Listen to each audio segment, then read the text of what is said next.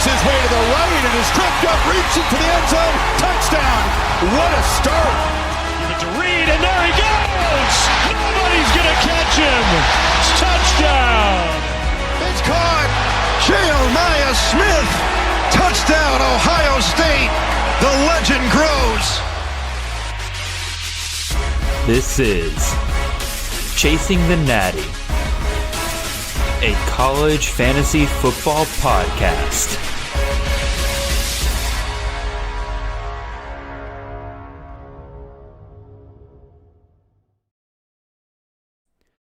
All right, welcome in everyone. This is Jared Palmgren, host of the Chasing the Natty podcast. We are back once again on a Sunday night drafting for you guys. We have a great show lined up for you guys tonight. It has been an interesting day in the college fantasy community for sure, but we're going to make it work. A lot of different things here tonight. One, I redid the intro page here, so all of you who are in the chat, you are here as part of the intro now, so you guys are there in the middle. Say hello if you wish. Also, yeah, say hello if you wish. The other thing that is different tonight is that we are not going to be using Fantrax today. Fantrax is dealing with some player pool issues that they are taking care of. So instead of dealing with that headache and everything, we are just going to do a old-fashioned, put it on a spreadsheet kind of draft and everything. I got all of our people who are drafting with us tonight. They know the drill, and they're going to be quick for us because, again, I don't have any good way to set a 1-minute timer for everybody and actually be able to enforce that. So I trust all of you guys out there that are listening and are participating in this to do a good job of keeping up with that. Third thing that's different tonight, we're doing a Tadpole Bowl style draft. The last couple of weeks, but we've just been doing a standard full FBS 30-round best ball draft. Tonight, we're keeping it 30 rounds, even though the Tadpole Bowl drafts are typically 25 rounds, because this is still a best ball format that we are doing here. But a couple of rule changes. 1, Power 4 only players. 2, 6-point passing touchdowns. 3, return yardage actually counts. Now, with all that out of the way, let me introduce the handsome fellow across from me, and that is Mr. Mike Bainbridge, one of the partners over at the CFF site, as well as one of the hosts of the Fantasy Points College Football Fantasy Podcast over there. Mike, welcome to the show, man. How you doing?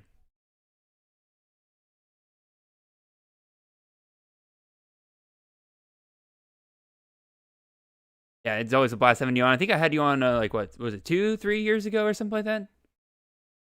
So, again, you basically know the drill and everything. We'll get started with the actual draft here in about 7 minutes. But for those of you who are listening, a lot of you know the drill. But if you are just joining us for the first time, 1, welcome. 2, if you're not subscribed, go ahead and do that. 3, if you're already subscribed, go ahead and send a link to a couple of your college football buddies. We're here to talk college fantasy, but we're also here to just talk college football at the same time. We love the sport. Let's have a great time. Let's have a lot of questions in the chat. Speaking of questions in the chat, the draft is part of this show, but you guys there in the chat are also part of this show. You guys will drive the discussion for us. Me and Mike, we can sit here all night talking about our picks, talking about our favorite players and stuff like that, but this is y'all's opportunity to pick the brains of some of your favorite college fantasy football experts here. So go ahead and take advantage of that. We got a lot of moving parts. I mean, the whole Jake Retzlaff stuff going on with BYU. It looks like he's leaving. How does that impact? We can maybe talk about that tonight and everything. It says Mike's audio is not coming through. I thought I tested this already. Mike, can you speak again real quick? Oh. No, wait, hold up. No, it's on my end. I see it now. Let's see. Application audio capture. There we go. We're going to do Zoom. Yeah, no joke. Can you speak again real quick? Not yet. Properties. Zoom. Is it Zoom Workplace? There we go. Try now. And now I can't hear you at all. All right, now you got me. There we go. Okay. Hopefully now we're the coming chat's through. got me now. Yep, I got you through. It's showing as good on my end, so I'm hoping that's good on the my stream. end too. You were not the problem, Mike. You did everything right. Don't worry about that. So, all right, all the chat's saying we're all good to go now. So, appreciate y'all in the chat for letting me know about that. So anyway, let's go ahead and flip on over to the draft page here. You guys can see what we're working with here tonight.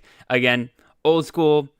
Excel spreadsheet kind of draft here and everything. Everybody will be putting in their players here tonight, and I'll have to manually scroll down. I have to manually make sure that everybody is spelling names correctly here. I got my manual rankings here that just don't automatically take guys out. It's going to be a fun time tonight. We got a lot to take care of. But like I said, y'all, go ahead and drop some questions in the chat. I know that way earlier, Michael Batkins, I don't know if he's listening now, but he asked about Evan Stewart still being in our best ball rankings over at Campus of Canton. That I wish I can say, Mike, is that those best ball rankings have not, or they're supposed to auto update with our CFF rankings, but unfortunately that auto process did not go through, so that's why he's still there. We're working on fixing that right now. So, all right, Mike. Again, we don't have any questions in the chat, so I guess I'll go ahead and ask you. One, what division are you in for the Tadpole Bowl, and when are you planning on drafting? Yeah, I'm in the Minnesota Golden Gophers one, and so I'm 2 weeks from today, so I'll be heading up to Minnesota. Bought my plane ticket this weekend, and should be a good time. I know Froton will be there. I'll meet up with Thor Nystrom, who I believe you've had on this show, so he'll be there. Sir. I think Luke Probasco as well from G5 Hive might be at that one too. I know he's in the league, so a couple friendly faces there at that draft. That'd be a really good time. And then Froton will be there as well, and sleeveless, I'm sure. Oh, for sure. He was showing off the guns here in Atlanta yesterday. That was a great time. It was me, Froton, Chris K was there, Heath Boyd was there. A lot of guys that really just around the college fantasy space, like A-Wood Sports was there, Elliot Props was there as well. So like John McKechnie as well. Almost forgot about John. Yeah, a lot of guys. I didn't realize we're just around the Atlanta area and everything. So it was a really good time. Yeah. So for this draft, Mike, what all changes for you? I guess, again, I mentioned the 6-point passing touchdowns, the return yardage. Are you going to be changing your strategy too much because of those rule changes? Yeah, in a sense. I know quarterback for me, like we've talked about it all off season, right? Like it's so deep this year. There's so many quarterbacks to hit on. What I don't want to happen is me get kind of burned by fading it too long into the draft, because then once you get down into kind of the mid to lower tier, like I don't see a lot of difference makers down there. But it does change with the 6-point passing touchdowns, because somebody like, for example, a Carson Beck for me, I never draft Carson Beck just because I look for more of the dual threat quarterbacks, but he all of a sudden becomes more of interest to me because of the 6-point passing touchdowns. No, for sure. I actually took Carson Beck in our Tadpole draft yesterday, and you're exactly right. That's the first share of him I've gotten all year. He became more valuable to me. The other thing as well is, in addition to the fact that we've moved up from 4-point passing touchdowns to 6-point passing touchdowns, we're actually, it's a small change, but it can prove pretty big for some of these pocket passing quarterbacks. We're moving from the 0.04 points per passing yard to 0.05. So instead of for every 25 passing yards you get a point, you get a point for every 20 yards passing. And that can add up over time for some of these guys. So again, I agree with you. Beck becomes a lot more interesting there. What about these return yards, guys? Mike, how much research have you kind of put into that? Do you think it's going to make a huge difference? What do you think? I got to be honest, I have not put in a ton of research with that so far. I'll do it before my actual live draft. But, just a couple guys that come to mind, like Dylan Edwards. I know he's got the 3 bye weeks, but he kind of moves up the rankings just a little bit for me. Damon Claiborne, I remembered last year in our playoff matchup, I think not ours, but in a playoff matchup in the Kings Classic. I was in a playoff matchup, and Damon Claiborne had a 100-yard kick return for a touchdown. I was like checking, like, ooh, does this count? Does this count? Nope. Doesn't count. Nope. So yeah, somebody like that, he's already a first, a second round running back for most of us this year. He becomes more of interest because of his kick return abilities. Going into the weeds with some of these guys, I haven't done that research that far. It's going to be interesting, right? Because it's a position that we just don't really think about at all, really, for college fantasy. And we don't really know how these coaches make that decision of who's going to be back there, right? You talked about Dylan Edwards, but now that he's supposedly the main guy for Kansas State, do they risk putting him back there? You know what's funny? I wish like Nick Saban was still coaching college football because he would always put like Jamison Williams back there at kick return. I'm like, why are you using your best player on offense as the kick returner? But that would have been very helpful in this kind of format. No, absolutely, for sure. And then the other part of this is, and Photon and I discussed this on tomorrow's CTN episode a little bit, but there's also just a lot of transfers that suddenly make it impossible to really guess who's going to actually get kick return duties for some of these teams, right? Because at Penn State, Nicholas Singleton returned kicks for the Nittany Lions last year, but Jabor Pena returned kicks for Syracuse last year. So he comes in there now. Which one is Penn State going to put back there? Same thing with Mizzou, right? Who's going to return kicks for them? Is it going to be Marquise Johnson who returned kicks for them last year, or Kevin Coleman who returned kicks for Mississippi State? I don't know about you guys. I have not researched that one bit. So I think right now it's just you gotta take your chances. All right, I think we are about ready to go here. So Douglas, if you are waiting on me to give you the go ahead and make your first pick, go ahead and do so, and we can go ahead and kick this off right here. Mike, you're on the turn. I'm on the turn basically as well, so that'll be fun for us to deal with here.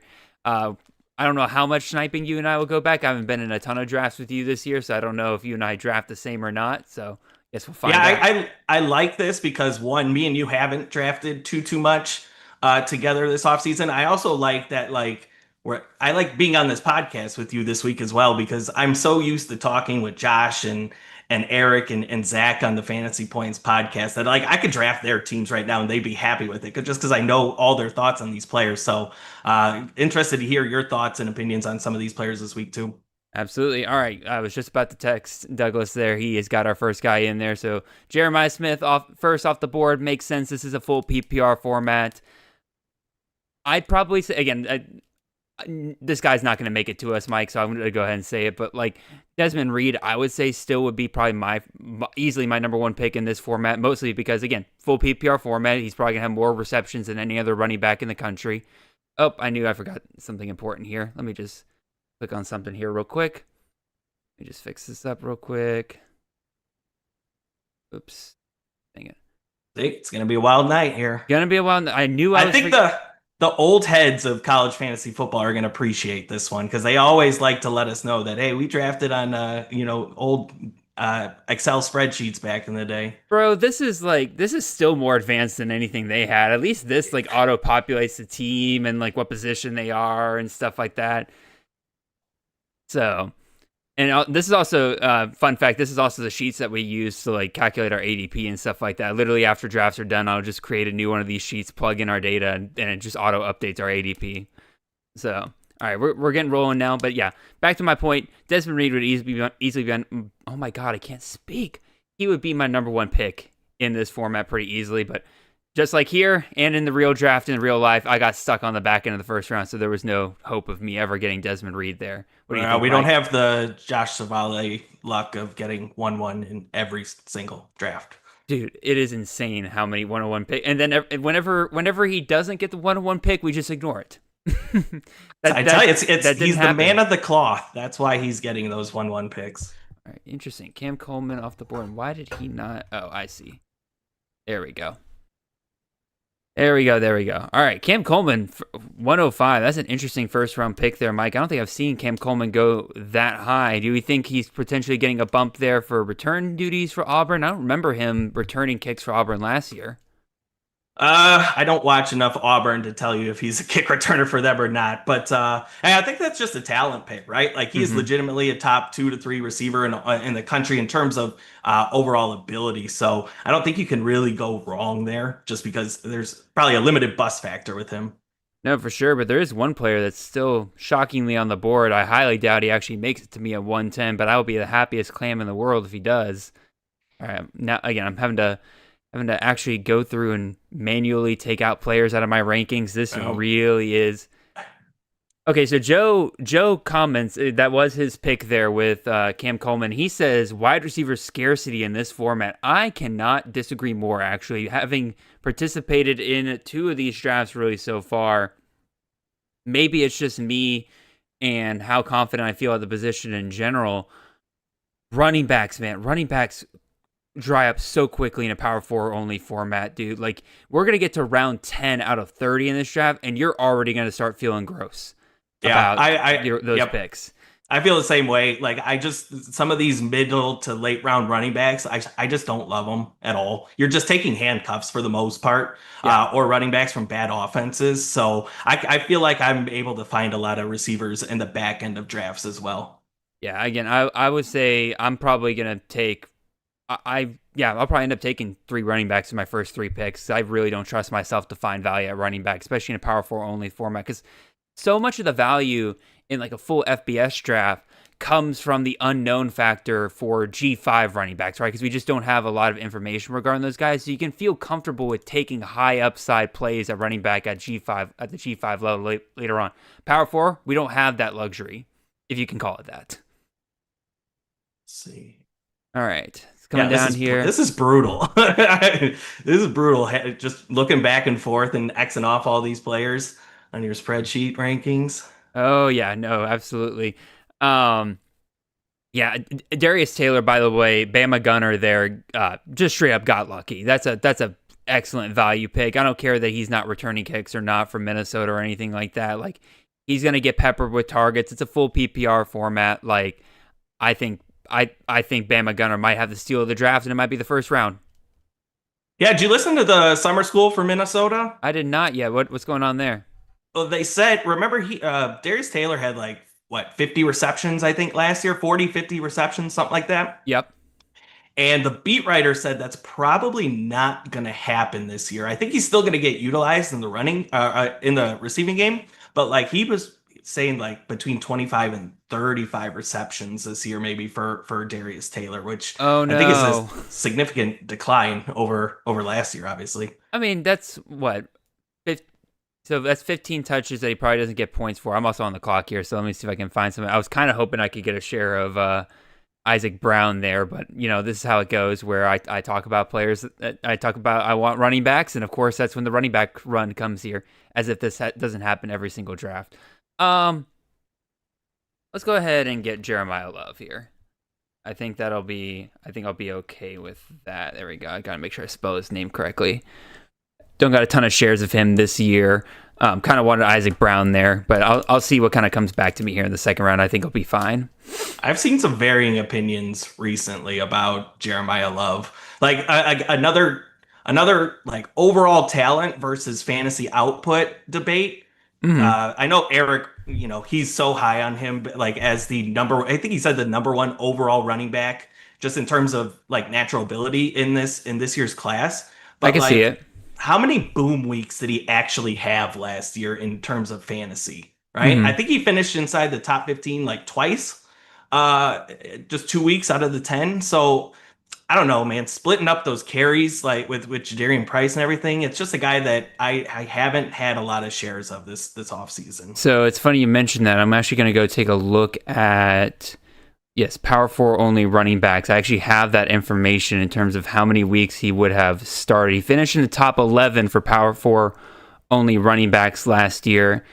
And he had, I got to go way far back in this data. Here we go. Startable weeks. He had 9 startable weeks. And the way I count that as top 36 at the position. So your top 2 running backs plus, whatever that flex is. Yeah. But it's still, I agree with you though, right? Where a lot of it is based on natural ability. A lot of it is based on, him being hyper efficient, right? Again, the Notre Dame running backs with Denbrock there, you're not getting a workhorse 200 plus touch kind of guy. We love Love because the man got, almost 7 yards per carry last year. Does he do that again this year? I sure hope so, because I just drafted him in the first round. Yeah, it's really interesting in terms of Notre Dame, Penn State. How do these guys with legitimate national title aspirations, how do they handle kind of the distribution of carries? Did they see Ohio State last year with Henderson and who's Judkins, right? And it's are they gonna kind of split up those carries for the majority of the year and because they know that they're going to play 14, 15, 16 games potentially. Oh yeah, absolutely. And we even saw Notre Dame struggle a little bit towards the end with Love getting banged up. I mean, he's been banged up pretty much this whole offseason I agree with you. That absolutely could impact him. What the heck just happened there? What was that? Who deleted stuff? Yeah, somebody got rid of my Eric McAllister pick. That's fine, because I'll take him if you don't. I'm just fine there. All right, there we go, RJ. I got it fixed up for you, and I'll go ahead and take my next pick here. Why is my spreadsheet acting up now? Because Mekhi Hughes absolutely should be in the format there. I'll go ahead and take my guy here, and I would typically go I would probably go Jaheim White here typically, but I've been wanting to grab some more Trey Wisners, and I'll grab him here in the second round. Mike, you went double tap there, wide receiver. You and RJ a little bit, kind of taking advantage of the running back run and zagging when everybody else is zigging there, taking a different position there. Was that something you were kind of planning on as you saw the running backs kind of fall here? No, I was going to take Wisner potentially if I didn't take McAllister. I'll probably just sit on wide receiver for a little bit, to be honest with you, just because I feel so comfortable with Williams and McAllister at this point. Ryan Williams, I think solidly in that first round range or conversation for fantasy receivers. Eric McAllister is somebody that I haven't gotten a lot of shares of, and I kind of want a little bit more. Again, I will reference that summer school. Like, it just sounds like he is legitimately the bona fide wide receiver one there for TCU. We know that they're going to be chucking it around this season. So, just trying to add a couple more shares of McAllister. I don't want to toot my own horn too much here, but I've been high on McAllister really all year. I basically identified very quickly in the offseason that even though he was on the second team for TCU last year, he was acting like their best wide receiver when he was out there. His yards per route run were off the charts. His efficiency was nuts. Like, when he was given opportunities, he made the most of it. Now, he had a couple of seniors in front of him, like Jack Beck and Savion Williams, who ended up being NFL starters, right? So, I don't blame the coaching staff for starting them over him. But I think he's legitimately better than both of those guys, and I think that he gives TCU an incredible ceiling this year. So I love that pick. All right, let's see what we got. Some more guys coming off the board here. I took Trey Wisner there, Lenore Sellers, Damon Claiborne. Bam, I got you, man. I'll put in Jaheim White for you. There we go. All right, let's see. Brett, you said let us know when I have time for questions. Did you have one? Go ahead, man. Just drop it in the chat. If we're talking about something else, go ahead and drop the question in the chat. I promise you, we will get there. So, all right, a couple more guys coming off the board here. Lenore Sellers, Damon Claiborne, Jaheim White, Arch Manning. Yeah, that's a guy you don't mind just letting go by, right, Arch? I'm kind of fine with Arch and everything like that. I think I'm mostly fine with quarterbacks in general passing me by early on. Again, just really in any draft format, because I feel comfortable taking quarterbacks. And I think I've always said the 7th through 10th round, 7th through 9th, 7th through 10th round range is typically where I do the most damage at quarterback. I'll probably move up a little bit for this format due to the fact that, again, quarterbacks do dry up a little bit faster in this format. But all right, Nick Singleton. Also, everybody, if you're putting names into... Oh, I just realized I got to scroll down. Again, I'm going to forget to do that all night long, y'all.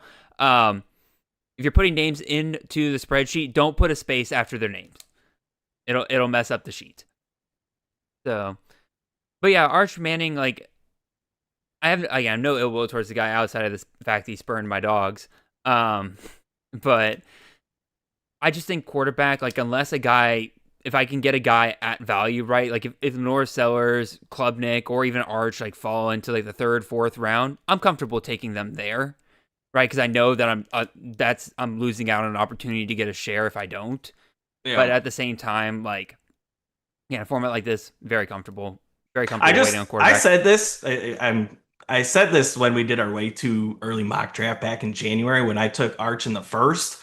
I just don't see a path to him busting at all this season for fantasy. Maybe he's not a 1st or 2nd round quarterback, but don't you see him getting minimum 20 fantasy points every single week?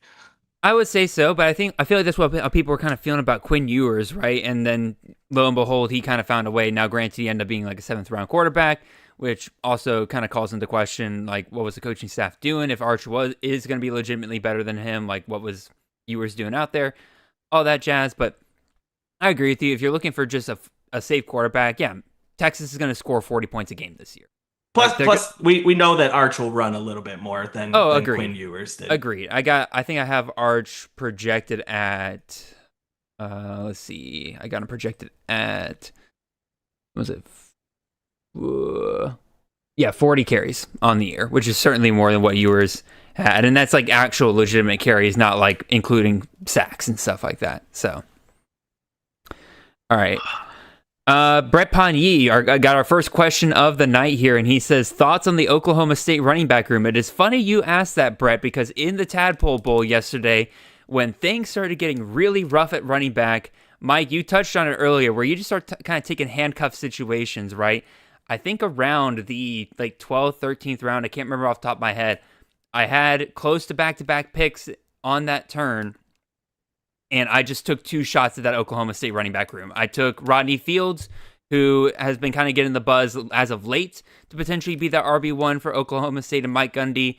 I also took my shot on Freddie Brock because he comes in with easily the most experience out of that room, even though, yes, it is Sun Belt experience. If you look at his advanced numbers, he looks like a guy that can translate to the Big 12. So I took my shot on both those guys. It's a league where whichever one it ends up not being, I can drop them after 2 weeks, and I feel pretty comfortable about that. How are you navigating it, Mike? Yeah, I hate that because early in the offseason, right around the first reports that came out about Rodney Fields, I just started taking him in round 30 because that's where he was going. And now he's going in that 17 to 18 round range where it's just like, and I'm talking about full FBS now too. So I don't love having to spend up there, but I'm actually pretty comfortable with Fields right now as the RB1 over Freddie Brock. I know Freddie Brock's got more experience, but I don't know. Maybe I just don't like Freddie Brock because he lost me money in a prop bet one year. You got some. Hey, personal animus in fantasy can either be a really good thing and it can help you avoid some bad players, or it can really come back to bite you in the butt. That's like Eric McAllister's one where this has no correlation really, but like last year he just kept hitting his prop bet over, right? Yep. And you're just like, man, he's got to be. He's legitimately good if you keep going over your prop bets, right?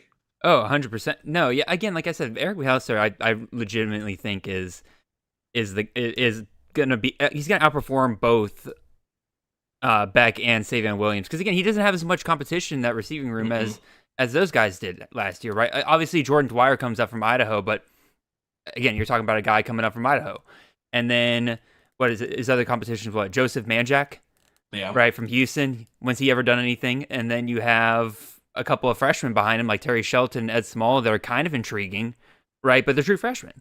So yeah, it'll be the McAllister show for sure. I believe that. Yeah, and I know you kind of mentioned the term data points in your podcast. Like, man, again, you listen to some of the podcasts out there, and it's like, yeah, like I think the summer school said that he's gonna easily clear 1,000 yards or something, like set the school record for number of receptions a season, something like that. And it's you file that away in the back of your head that like, hey, somebody that covers the team is super high on this player as well. No, 100%. All right, I'm having trouble here updating my rankings to where I can caught up. Trying to get caught up, making sure I'm drafting guys. Man, I'm feeling icky. I'm feeling icky real quick with some of these positions, but we will shoulder on. A couple more questions in the chat. Brett followed up and says, "What about the incumbent guy for Oklahoma State?" I believe he's referring to Trent Howland. Yeah, Trent Howland. I drafted him in Dynasty last year, just like thinking, oh, maybe he's the next guy up after Ollie Gordon, but like he didn't do anything last year. You didn't really hear any reports about him, so I think it's either Fields or Brock at this point. Did Carp actually just ask, "How do I placeholder, brother?" We are. You type in your man. So let me spell it correctly there for you. I was going to say these are all placeholders. This is quick, like literally the draft of placeholders. All right, we got 3 more picks. I have an idea of who I'm going to take here in the 3rd round. All right, another quarterback. I'm fine. Quarterbacks are just spacers for me at this point. That just means the guy that I want is going to fall to me. Felix, following up on the comment I made earlier about Texas, where I said he says if Texas is scoring 40 per, then who's the wide receiver to roster? I mean, According to Carp, it's Emmett Mosley. Yeah, I think that Mosley ends up being wide receiver 3 there. I'm a believer in Ryan Wingo. Dude looked fantastic last year as a freshman. I think he's going to be what we wanted Jonte Cook to be. Yeah, I kind of like where everybody's going at this point with the Texas receivers. Like Wingo's kind of going in that, and I keep referencing it's going to be. I'm talking about these 30-round drafts. Like he's 7th, 8th round. I feel comfortable in taking Ryan Wingo there. I think you're getting a real steal where DeAndre Moore is being drafted because he could easily. Sure. I mean, he could technically be wide receiver 1 this year. But like he's going in beyond round 20 in most drafts, I think, too. So I think he's going to be kind of that value pick when, in these tadpole drafts, and especially when underdog opens up. I'll be curious to see how people kind of prioritize the Texas wide receivers in those. All right, let's see. I got one more pick ahead of me here. I got 2 guys I'm really eyeing here as potential picks for me here, but one of which I'm fairly certain will not make it past you on the turn, but we'll happen to see. While we got a little bit of a lull here, y'all, great turnout tonight. Got a lot of viewers in here tonight, but what I don't see a lot of is people hitting that like button. Y'all, I know we don't got the Fantrax draft up here and everything, but I would still appreciate if you guys hit that little like button. We do a lot of work to get these streams out here and everything. Make sure you go ahead and hit that like button. It would really, oh my God, I can't speak tonight. What is wrong with me? I'd appreciate that so much for you guys. RJ says he just smashed it. I see a lot of people smashing it now. Appreciate it. What would make me even happier is if you are not subbed for whatever reason, go ahead and make sure that you are doing so. With that, I'm on the clock here. I'm going to take a guy that I took in the actual Tadpole Bowl draft as well. I'm going to take Wayman Jordan here out of USC. Just continuing to build up this strong running back start here. Mike, you're shaking your head. Were you looking at Wayman here? Yeah, there's just a couple more running backs in like that tier that I would like to get one, and Waymond was definitely in that. So Chef TPTB with an amazing comment saying, when you die and go to heaven, God counts how many likes you hit on YouTube. And so I would agree that just go ahead and get your free like in right here, y'all, if you're listening to this. Oh, yes, thank you, Joe. I appreciate it. Again, I will forget to scroll down all night long. I was kind of hoping Justice Haynes would make it back to me on the turn, but would he have made it through you, Mike, if RJ didn't take him there? yeah, I haven't drafted a lot of Michigan players, to be honest, this year. I think the Michigan backfield's going to be kind of what we saw last year, with the split, like 60-40 split with Edwards and Mullings. So obviously Justice Haynes is the running back 1 there, over Jordan Marshall, but I think Jordan Marshall does have legitimate talent to make it kind of a 60-40 split. So I haven't gone up to prioritize Justice Haynes in any drafts, but I don't hate it, right? Because Michigan should be able to run the ball effectively. It's probably the one thing that Michigan. Well, I mean, I say that. I mean, we don't have Alex Orji back there anymore, so I can't really make fun of them for not literally being able to throw a forward pass. But what I will ask you though is, like, even if that is the split between them, right? Like, you have to think that Justice Haynes, just by talent, even if he gets the exact same volume that Kalel Mullings got last year, right? Like, we're still looking at a guy that can outperform what Mullings did last year, and I still think is worth being taken this high. Yeah, and the offensive line was not very good last year, so that should definitely be improved this year as well, which helps. All right, Mike, you're on the clock, by the way. I don't mean to keep distracting you here.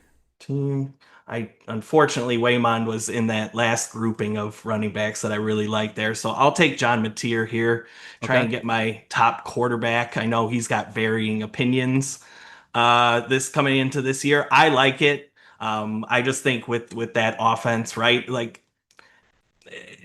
year 3, right? With Ben Arbuckle, like there's going to be no lag time in terms of getting used to the system. Nope. And I like the way that they're talking about Mateer this year. Maybe it's just kind of the typical off-season hype, but they're really hyping him up.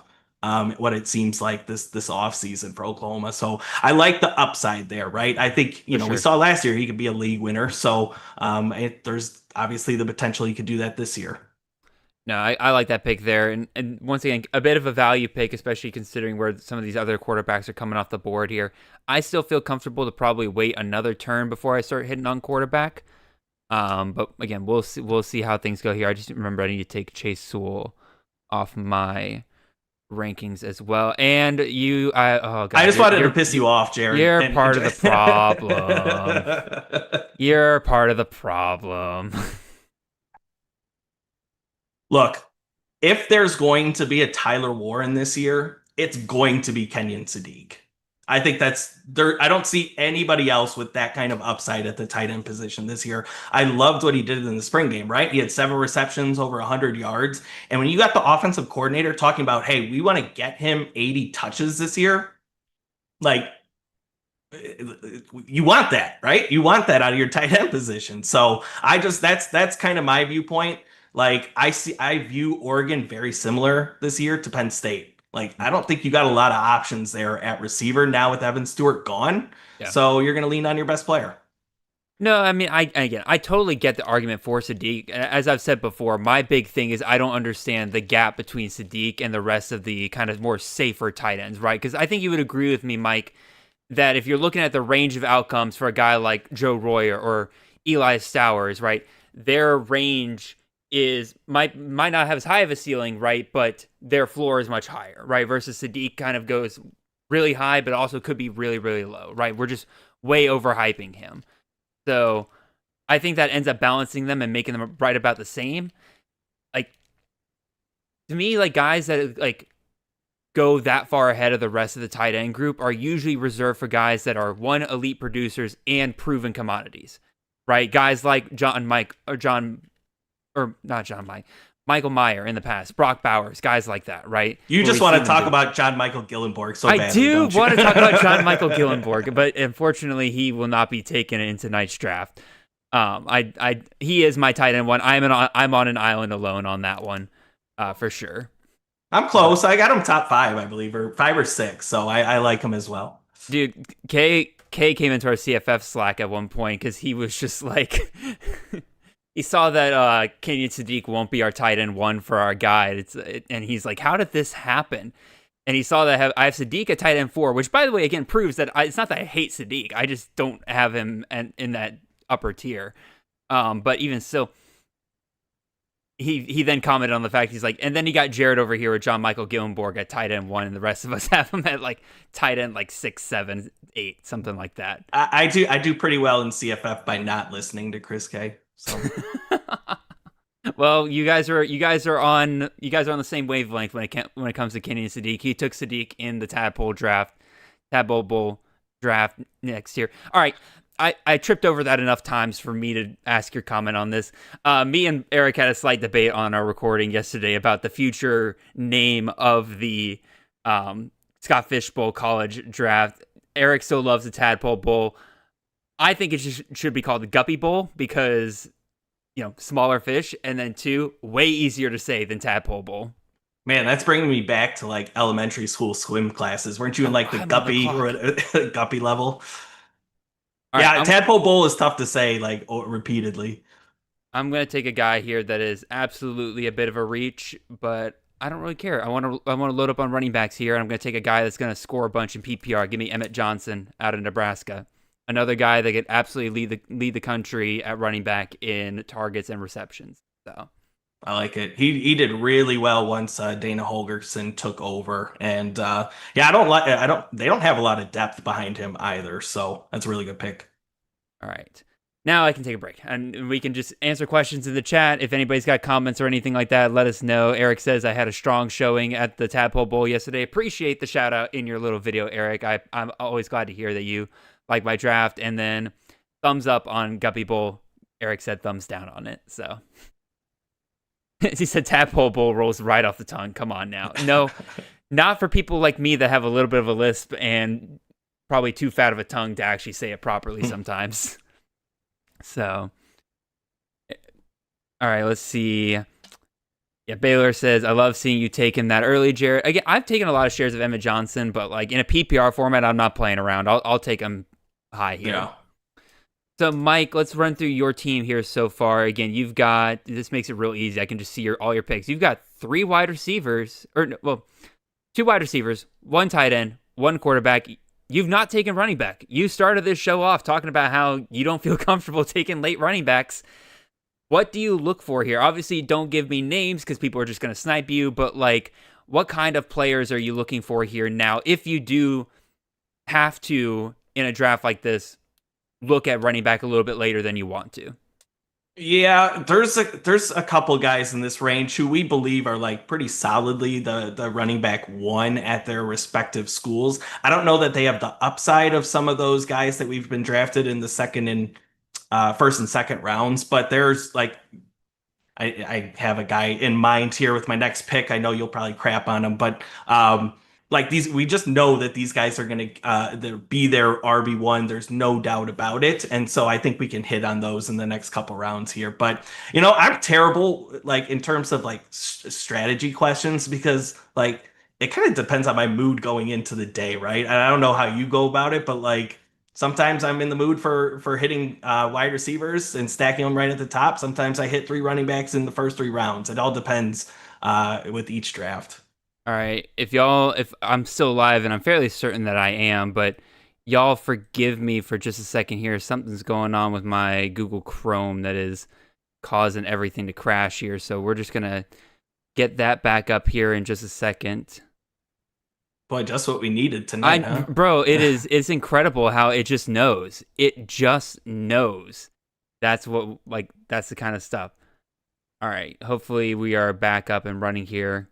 Pop out chat. Get the chat back up and running here.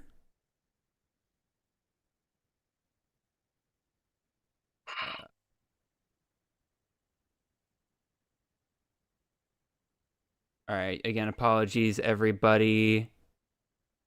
We'll get everything back up and running here. Google Sheets, there we go. All right, I'll recut that in a second. Again, technology, man, it is a lovely, lovely thing. Why is my chat box just not? Oh boy. Why is it all white now? What in the world is this? All right. I got this. Yeah. I appreciate the vote of confidence, Joe. All right, let's get this back up to where we're at here. All right. Kane took Dylan Jones there. We'll go ahead and put in the proper capitalization there. Again, when it rains, it pours, man. It's just how it is sometimes. Get this back up there. Oh, wait. And some of those running backs that I thought I'd be able to get my next picks have already come off the board. Awesome. I'm guessing that's Dylan Jones and Kamari Moulton, just based on your comments earlier. I feel like that kind of fit the description that you were looking at. Dalen Smothers and Dylan Jones both. Their ADP kind of fluctuates depending on who's in there. I saw the results of your Tadpole draft, and I don't think Dalen Smothers went in the 4th round. I think he went in 6th or 7th round. So I thought I'd be able to get him in the 5th there with my next pick. These Tadpole Bowls, man, again, like it's a new format, so I really don't think there's really much we can really say in terms of like knowing what the ADP of these things are gonna be, right? Like there only 2 drafts have been done or technically 3 if you count like some of the ones we've done before. Oh man, I'm really sad. I always like having the chat on the stream, but it turns out we might not be able to have that now. I don't know what happened there. But we'll get that. I'll keep looking at that and everything. But I can still see the chat. No problem, guys. All right. Cool. And more picks that are coming off the board that I might have taken. All right, there we go. Why? That is not who. You just wish he was in college fantasy. We all wish he was still in college fantasy, man. Why did I typed in Nate Frazier and it gave me Brock Bowers? How in the world does it even do that? How in the world does that even happen? The Google sheet knows your love for Brock Bowers. Listen, man, I'm just happy to see that he broke the tight end record for a rookie and everything like that. Man deserves all his fun. Baylor Bear ready to call me a homer the moment that a Georgia player gets mentioned. That's our insider joke. And anytime I mention a Georgia player, he's ready in the chat to call me a homer. We're all homers at heart. So, yeah, Joe Arpesi in the chat says you can't trust ADP for the Tadpole Bowl. Casual fans enter, draft people too high because ESPN talks about them. he's predicting that Drew Aller is going to go way too high in every Tadpole Bowl draft. I will say, though, in ours yesterday, I don't think Drew Aller came off the board into those drafts. But he shouldn't. He really shouldn't. But I will say there definitely are some people who get into these drafts and they maybe are a little bit more Devy-minded because they come from the NFL side. And like I noticed yesterday, there was one team that drafted the likes of like Trevor Pena, Kevin Concepcion, Nick Anderson, guys that you probably like a little bit more for what their upside can be, further down the line rather than, or for the NFL side rather than what they can do here in college. I guarantee you're going to see that when Underdog eventually opens up. The bigger names, regardless of how we view them in fantasy, the bigger names are going to get drafted before we have them in our rankings. Well, that's probably why the quarterbacks come off the board so much as well. It's so annoying. It's just it's so annoying. And unfortunately, the people that touted quarterback in the first and second round, they won last year in the Underdog league. So yeah. I mean, again, some of those quarterbacks just went bonkers, right? Like, again, Jalen Milroe went bonkers. I mean, but also the best quarterback in the country didn't even, come off and, what did John Batier go as last year, right? Like, eighth, ninth round in those. Ninth round? Yeah, yep. Exactly. So, it's a combination of things, right? Like, you can say it was because they grabbed quarterback early, but also at the same time, also just drafted the right guy. That's what really fantasy boils down to at the end of the day, right? Just draft the right guys, which sounds so basic and sounds so dismissive of all the hard work that we could ever do for this kind of stuff. But that's what it is. People always go ahead. The teams that won had the most Mateer and the most Tyler Warren. Those are the teams that won. Yeah. Right? Exactly. In hindsight, it sucks because Tyler Warren was going in the 13th and 14th round in those drafts. Well, I think a lot of people, again, Penn State's so loaded at tight end. It's hard for us sometimes to imagine that one guy in a loaded room like that would be able to break away from the pack. I mean, that's what was. People were drafting Georgia tight ends like Delp and Lawson Lucky last year. Yeah. Well, yeah, I forgot about Urasek. I have enough heartache from that man not being able to block, despite the fact that he's 240 pounds. Anyway, but the people were drafting Georgia tight ends last year because Georgia has shown, even in a talented room, that one guy can break away from the pack. But suddenly, everybody kind of reverted back to being okay because there's a ton of good guys in that room, so nobody was going to really break away. Think it's time to scroll down. Yes, Jared? it is. Yeah, It is. I'm this chat box over here is taking my attention. I really hope that that's just not broken from now on, because that was a pain in the butt to set up, and now I don't want to have to go through that whole process again. All right, let's see. Eric Froton says Smothers went 7-8 in that Tadpole Bowl draft yesterday. Pretty solid value for Heath. Yeah, and that was excellent. I was ready to take Smothers in that round as well, because I was really feeling it at running back. Speaking of feeling it, good. No, I was going to say, I compared Dalen Smothers. I don't know how you feel about him. I compared him to this year's version of Damon Claiborne in terms of, we don't love that system, but what else are you going to do besides give, likely your best player the football, right? Yeah. So I think that's a fair comp there. I'm debating taking my fifth running back in a row here. There's a guy still on the board that I'm kind of surprised is still there. Just to tick you off too, Mike, because you can't be allowed to. I do need some running backs. I do need some running backs now. I need some wide receivers and quarterbacks, man. But you know what? Oh wait, Haynes King's off the board. That's unfortunate, but survivable. All right, Eli Stowers off the board here. I wonder if we start seeing some tight ends come off the board here. Now that I say that, they probably will, so I probably have to. But, again, I'm going to feel real icky at running back later. And Yassine Willis is still sitting here. So, I will take that upside of that system. And who else are you going to give the ball to? Exactly. Right? Or, well, Will Nixon's the son of the offensive coordinator, right? But, at the same time, let's be realistic here. Right? Let's be realistic here. And they're not going to chuck it 40 45 times again with either Steve Angeli or Ricky Collins, whoever wins that job, right? So they're likely going to end up running the ball a little bit more. I think the offense slows down a lot this year compared to what they had last year as well. So that doesn't mean that Willis is suddenly going to get 30, 35 carries a game, but he'll still get plenty. I'll take him. I just realized I totally just skipped Jaime Sabru here. I think I wasn't on the clock yet. So he took Stowers, right? Yeah. Oh yeah, he did take Stowers. Okay, yeah, he took Stowers. Okay, so I wasn't wrong to pick. I just put it in the wrong spot. All right. There we go. This is. Oh wait. There we go. See, I like this. This is good practice for me of what not to do when I actually draft for the Tadpole Bowl. Hey. Oh, sorry. Again, scroll down. I understand. Yeah, I got it, Jaime. So I got you. All right, Mike. What are you doing here, man? All right. I got a top 15 receiver still on the board. So let's see. See, this is what I'm talking about. I don't know how the running backs that come off in this range are just so gross to me this year. I don't love any of them. But I am in dire need for one at this point. So I'm going to take, let's see here. How do you spell his name? There we go. Antoine Raymond from Rutgers. Just lock that down. I think there's another guy that I think fits your description of what you're kind of looking for in terms of replacing a legend that you could potentially take a shot on here.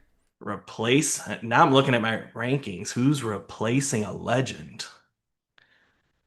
If you're talking about Adam Randall, I'm not taking No. No. See, we're gonna have a different opinion on that player. I have not. I think I know who you're talking about now. I have not taken him in any draft this year. I think I know who you're talking about now.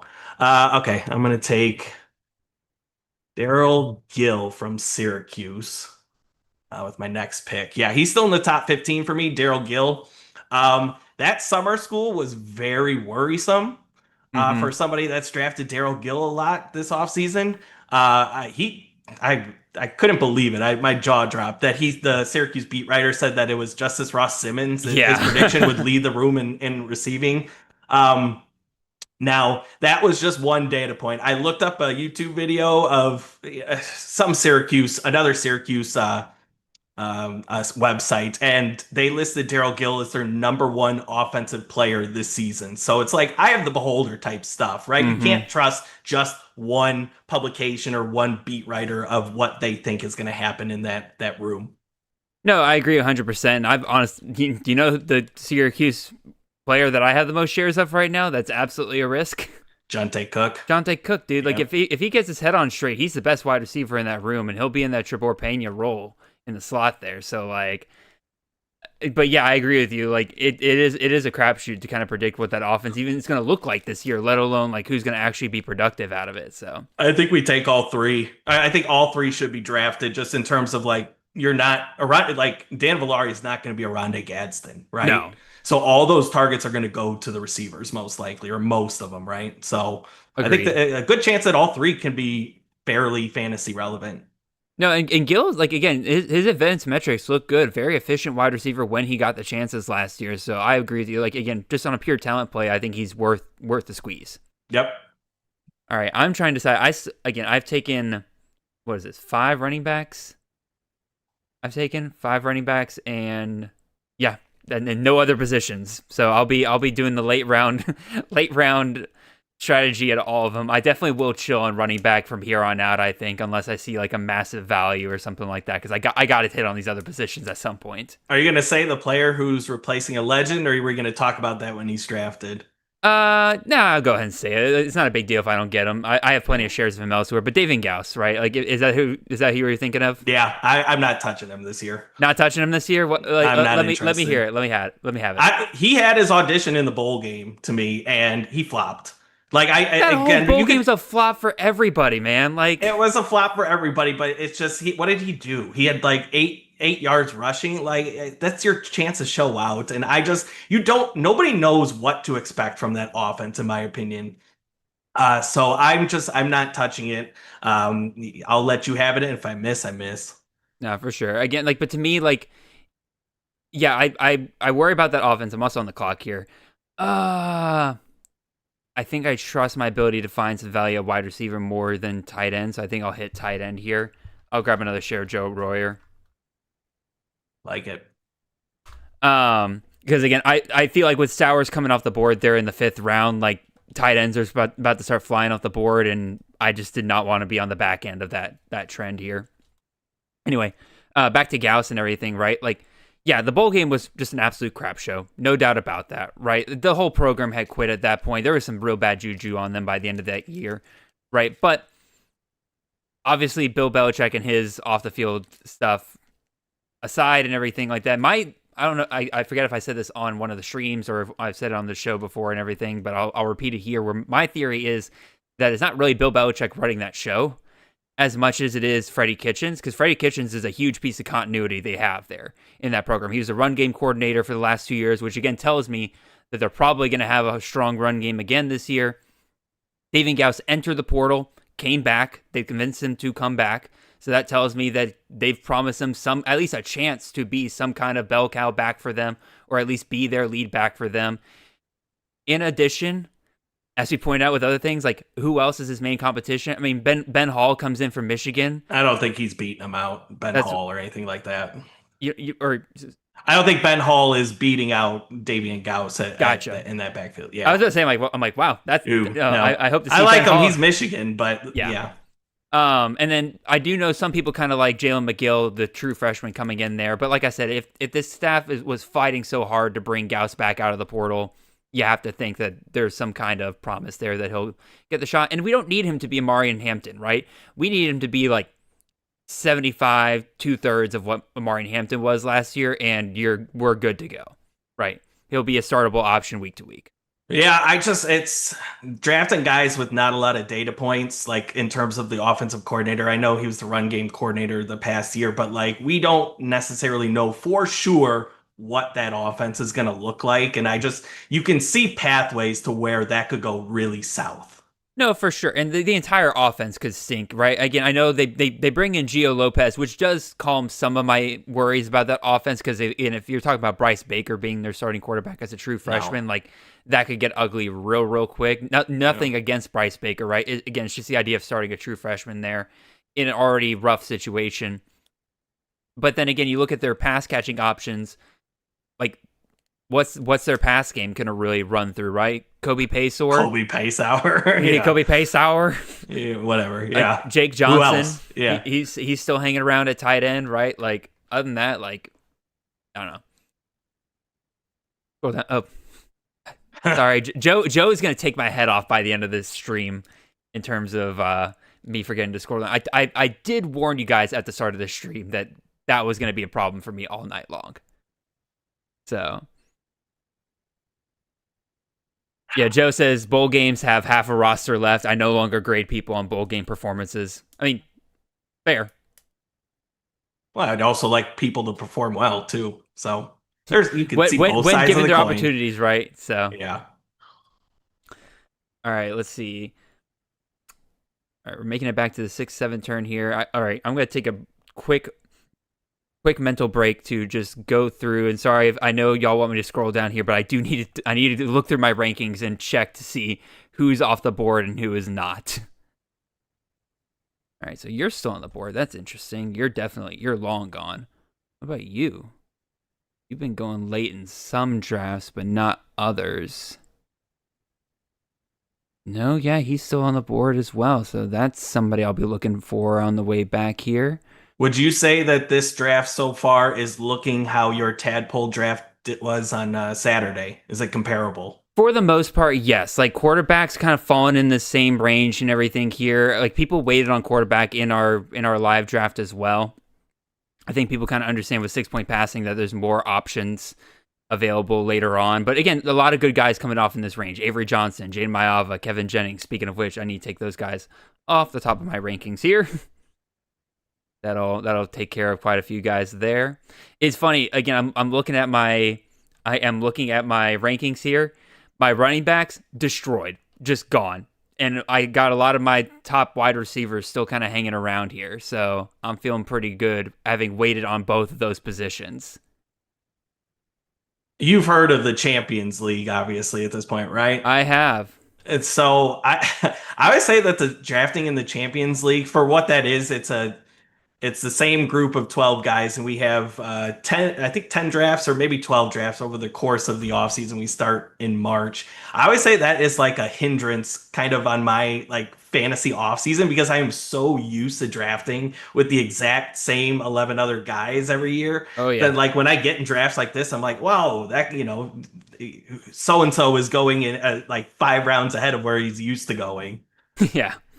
No, I've always made fun of I've made fun of Kay before and everything as well, where I've always said like he looks at our ADP sometimes and he's like, that's not where he's actually going. I'm like, Kay, you want ADP to draft against Mike Bainbridge and Josh Chevalier and everything. And brother, I can't give that to you. ADP's got to be only what we can get, only what we can have. I don't know why Stribling. Am I just?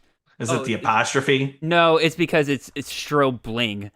I was spelling his name wrong, and I do think it is now the apostrophe. We spelled his name wrong. That's what it was.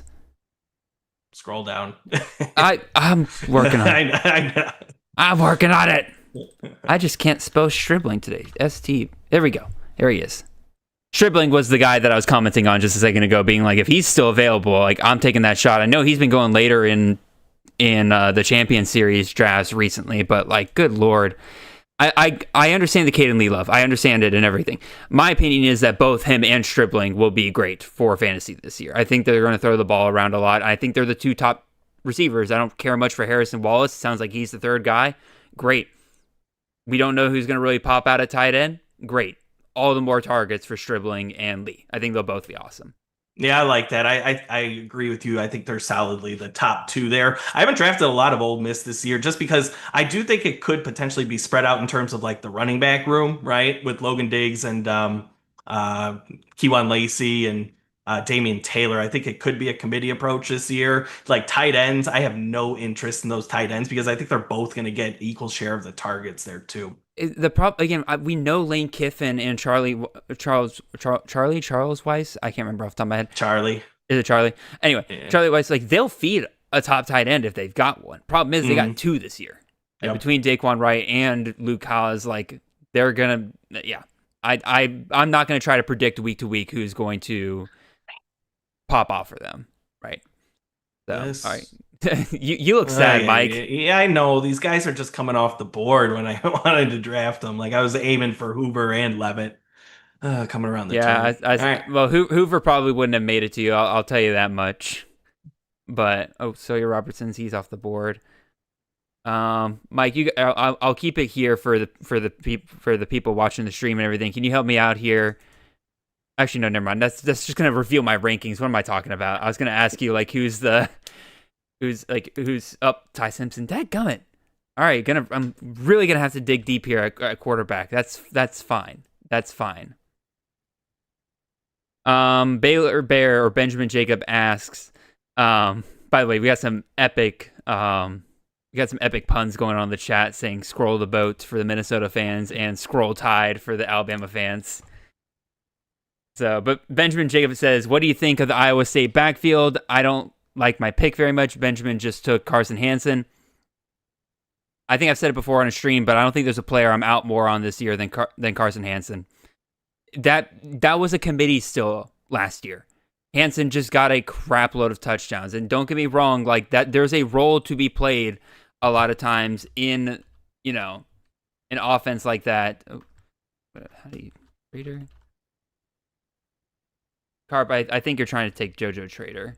Yeah. So I'm gonna try to plug him in. But yeah, like you're relying on a crap load of touchdown luck again next year for Carson Hansen, and I just don't really see him breaking away from that committee because nobody left, right? If he was a guy that was set to become a bell cow back for the Cyclones, you would think you would have seen an Abu Sama leave, right? And just said like, all right, well, my opportunities are gone. I'll go elsewhere. I'll take my shot elsewhere. What do you think? So I heard you say like you were out on Carson Hansen. Now let me rephrase the question. What if he's sitting there in the 11th and 12th? I'm still out on him. Do you know where I have him in my rankings? Like my projection rankings? Like in the 50s or 60s? 100. Ooh.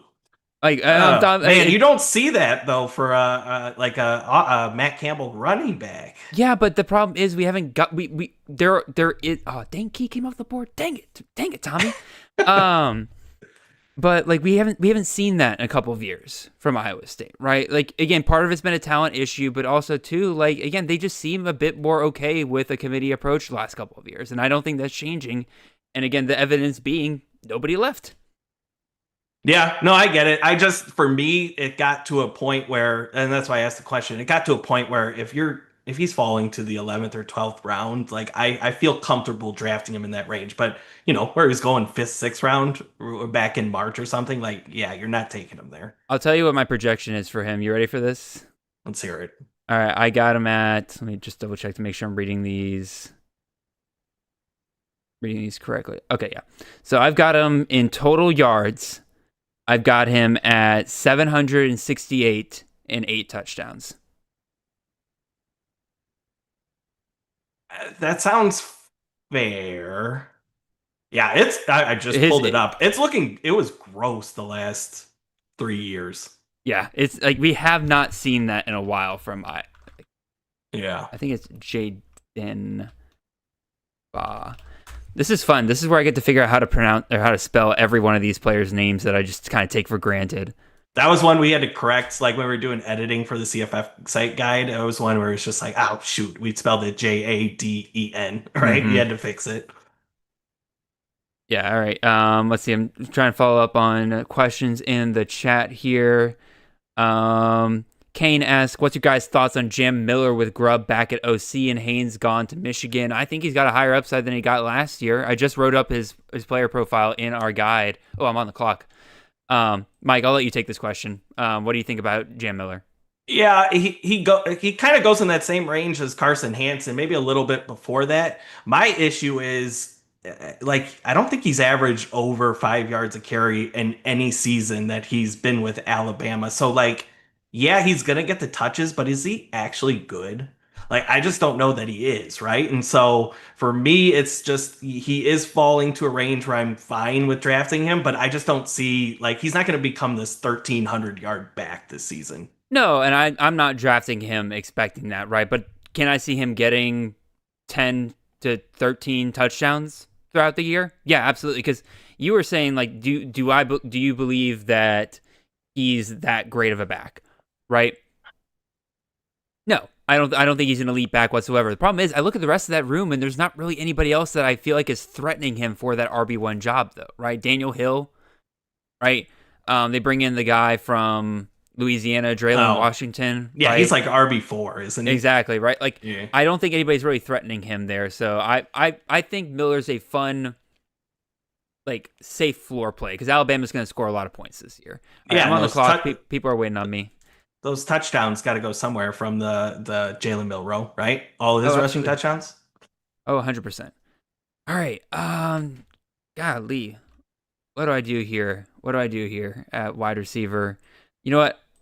I like the quarterbacks better here. I'll go ahead and take a guy that I was just singing the praises of his two receivers. Take him as my first quarterback here, Austin Simmons. Don't love that as my first quarterback option, but if you're going late round quarterback, I'm feeling pretty good about that. Can't go wrong with the Lane Kiffin quarterback, really. Nope. He's probably not going to run as much as Dart, but I still think he'll be a pretty safe floor. Yeah. I just think collectively, right, between the receivers and tight ends, maybe we're not as super high on the tight ends, and you have your varying opinions on the receivers, but collectively that should be a really good offense still. Agreed. Somebody's going to score points, and Lane's going to love to run it up on anybody that he can. So, let's see, Jacoby Lane just came off the board. All right. Sorry, y'all. Once again, I'm just going to scroll around here to see if certain guys are still on the board or not. All right.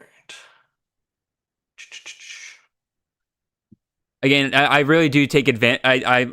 Tonight's making me realize how much I take for granted when it comes to fan tracks and just so many things just being automated while I do these live streams that I just don't have to worry about and just can talk the whole time. Okay, all right. Took Daniel Highshaw here just to get another running back, and then is this guy still on the board? Oh boy. All right. He's not great for 6-point passing touchdowns, but I think Devin Dampier's fallen a little too far in this one, so I'm getting my second quarterback there. Yeah, I agree. He takes a little bit of a hit here now that, there's not with the 6-point passing touchdowns, but yeah, like a fine. Was it your first or second quarterback? QB2. QB2. Yep, Oh, QB2. that's a fine QB2, right? Because the touchdowns might be worth the same, but those rushing yards are still going to add up over the year, right? So yeah. Yep. Got a couple of people asking you about that Highshaw pick, though. RJ says, what about people slandering Highshaw, claiming that LaShawn Williams will take over? Brett says, can we talk about the latest thoughts on the Kansas running back room? So, Mike, talk to us about Daniel Highshaw. Yeah, I was a little nervous at the beginning of the offseason, but because I remember seeing a Kansas depth chart like right when spring opened for Kansas, and the guy picked LaShawn Williams, right? Mm-hmm. At the end of the spring, he flipped the script and went to Daniel Highshaw. And now you kind of seen and heard repeatedly that Highshaw is going to be the RB1 there. Do I love it? No. But like in this range, I feel good about it. You obviously want a Kansas running back in this system. And then like I listened to a podcast recently too. I believe he's shed some weight and he's in really good shape coming into his senior year this year. This is kind of his money year, right? This is his last I believe it's last year of eligibility, so he's going to be looking to go out on a high note. So, as my running back 2, I'd probably prefer him as a running back 3 or 4, but I feel comfortable with it. It's another guy that fits that exact same deal as like David Gauss, Kamari Moulton, Kyson Brown, right? Where they're replacing legends. Do we expect them to be just like those legends? Absolutely not. But if you can get 60, 70% of those legends, you're feeling pretty good about grabbing him here. Especially, again, with the way you started, Mike, and you just didn't take running backs for the first 4 or 5 picks there. Yeah. That was a pick of desperation, too, a little bit. You're like, I'm not letting another running back slide by me here. Yeah, don't want to get stuck with Davian Gauss. Will you? Similar question to Carson Hansen. If he's still there late enough, are you going to take him, Mike? I say this to Eric all the time. It's just like, man, adapt or die. Like, you have this opinion about a player, and I'll just use Davian Gauss as an example, right? I'm not going to draft him, in rounds 5 or 6 in this style of draft. But if he gets to a point that you feel comfortable with, and like it's there's nobody else that you really like left on the board, then yeah, I'll go ahead and draft them. Nobody's like, is anybody really off your board completely in college fantasy? I know for you, I guess Carson Hansen is, but it's all about value. If he's still there and it's roughly around where I would take the 116th running back off the board, then yeah, I'd still draft him, right? But like, it's also like, you would say you're completely off a player when you know that they're so far down your rankings that there's no way you're ever going to be there. They're ever going to be there for you to draft, right? Yeah, exactly. So that's how I am with Hansen. It's probably how you are with Gauss at this point. Maybe earlier in the offseason, right, when he wasn't going quite as high as he is now. But correct. Yep. Great way to put it. All right. I'm trying. The hardest part about tonight is just constantly taking players off my rankings. And like, I don't know if you saw, Mike, while you're answering that question about the Kansas backfield, but I was typing in like 3 or 4 receiver names and just seeing like the pink come up saying like taken. And I'm like, that's just how I'm going to have to do it from here on out. Just go down my rankings and be like, all right, he's taken, whatever. RJ asks, Chase Roberts comes off there from Tommy Harvey there at the 8:05. How do you feel about him, Mike, with the Jake Retzlaff news right now? Not obviously worse than before that, because I actually really liked where Chase Roberts was going, because he really felt like just the absolute solidified wide receiver 1 in that scenario.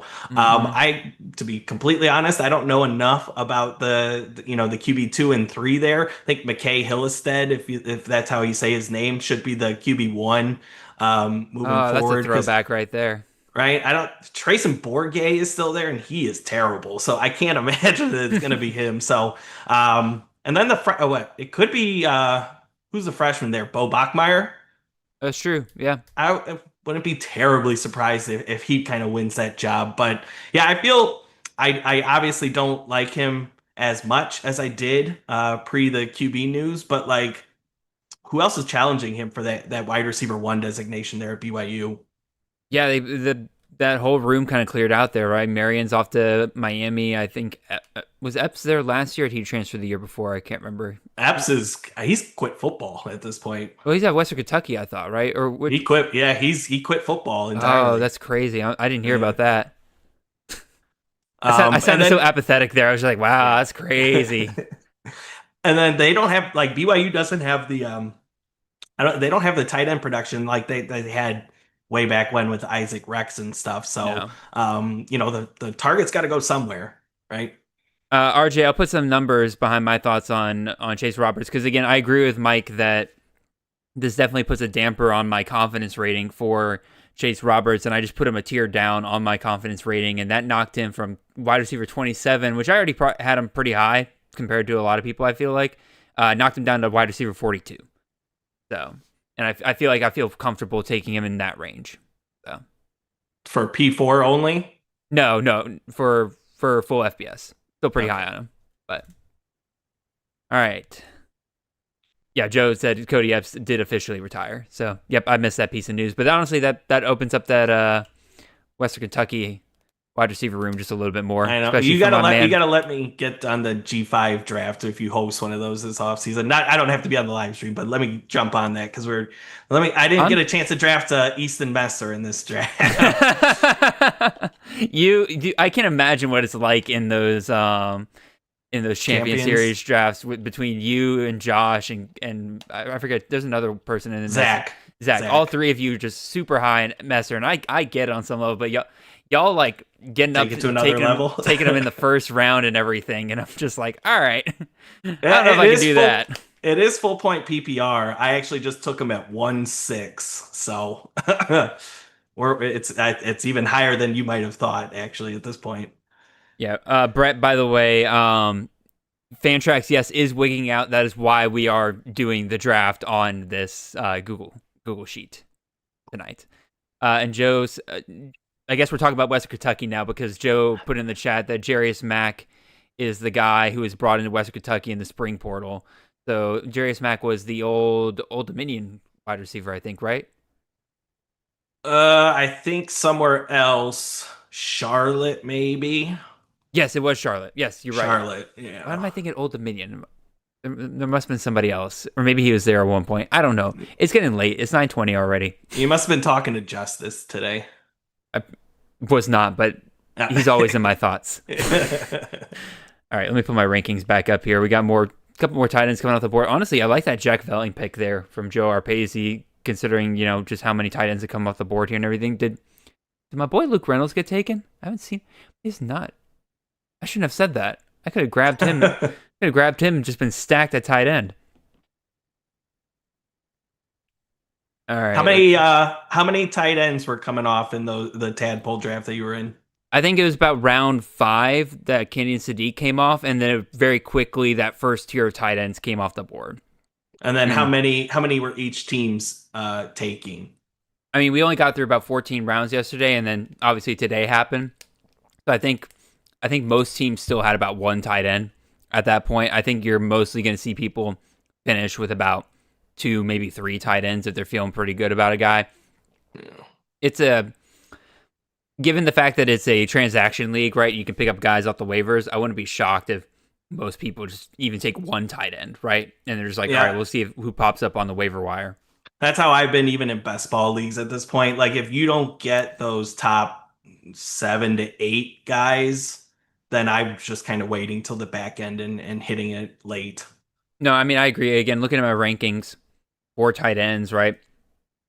In half PPR formats, I have 8 guys that get above 100 fantasy points, right? And one of whom is going to be injured for most of the year. So, like, I don't obviously draft him like that, right? Are you referring to Maryland? Yes.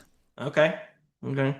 It's tough with him. Trying to think of, there's a couple injured guys. But Maryland, the last podcast that I listened to, they said he'd be ready by summer camp, which could make that interesting. Now, being ready for summer camp, like does that mean he's going to be probably ready for summer ready camp for in week the same one? way that CJ Baxter is, right? Where it's like, Oh. he's practicing, right? But like, that's nowhere close to being on field ready, especially since SMU.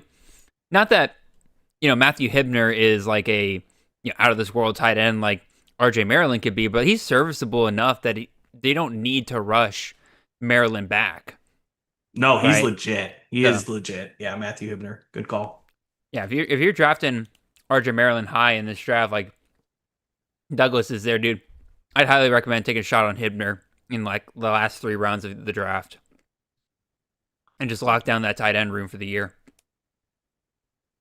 I like it. I stuck a sucking candy in my mouth thinking I could handle that, and then all of a sudden I was like choking on it over here as I'm trying to talk. That was a mistake.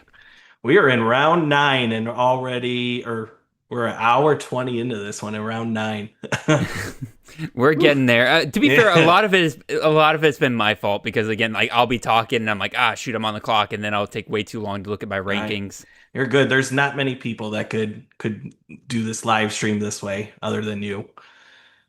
Hey man, I'll get a good night's sleep tonight. I will say that much. So, what do you think about, again, obviously you waited on running back. I think you have Lead, man. It's very obvious when guys go off that I like. Yeah, so you got Raymond, you got Highshaw, which again, if those work out, you're pretty good at running back and everything. But like, what do you think about the guys in this range, like with Gauss, Richard, Martin? Obviously, you seem to like Martin there. That got a reaction out of you.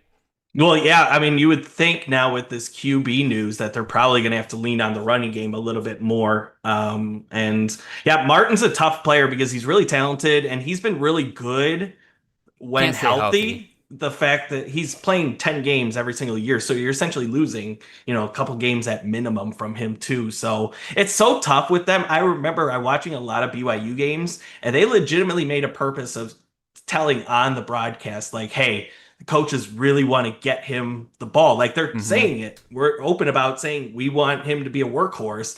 And then he just never is for a variety of reasons. So he's a tough player to kind of project. No, I definitely agree. And like, that's why like he goes pretty far down my rankings. Not quite to the same degree as like Carson Hansen, right? But like the last 2 years I've looked at him and just said like, he's just not where I want to be. I got him as RB60.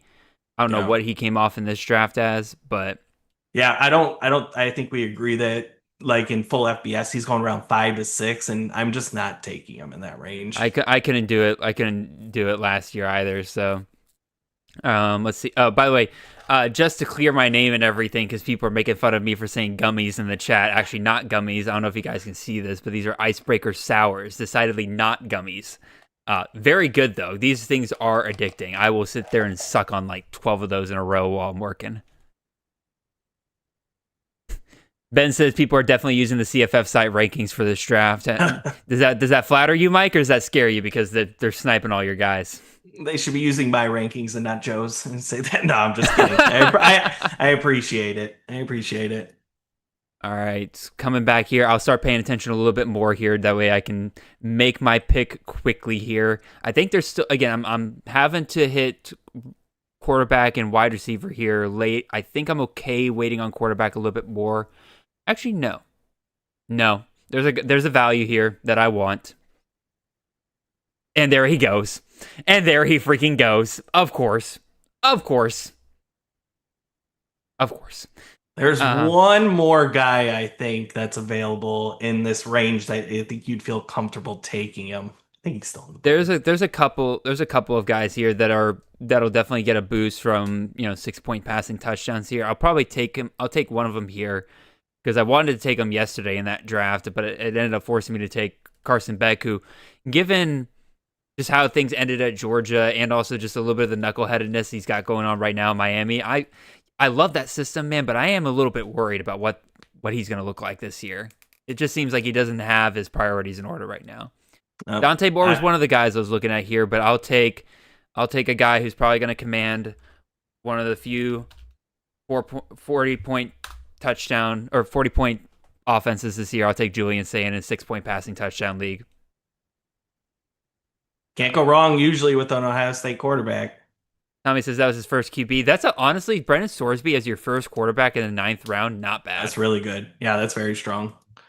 Not bad at all. Everybody's saying pull the clip of you hating on Joe's rankings.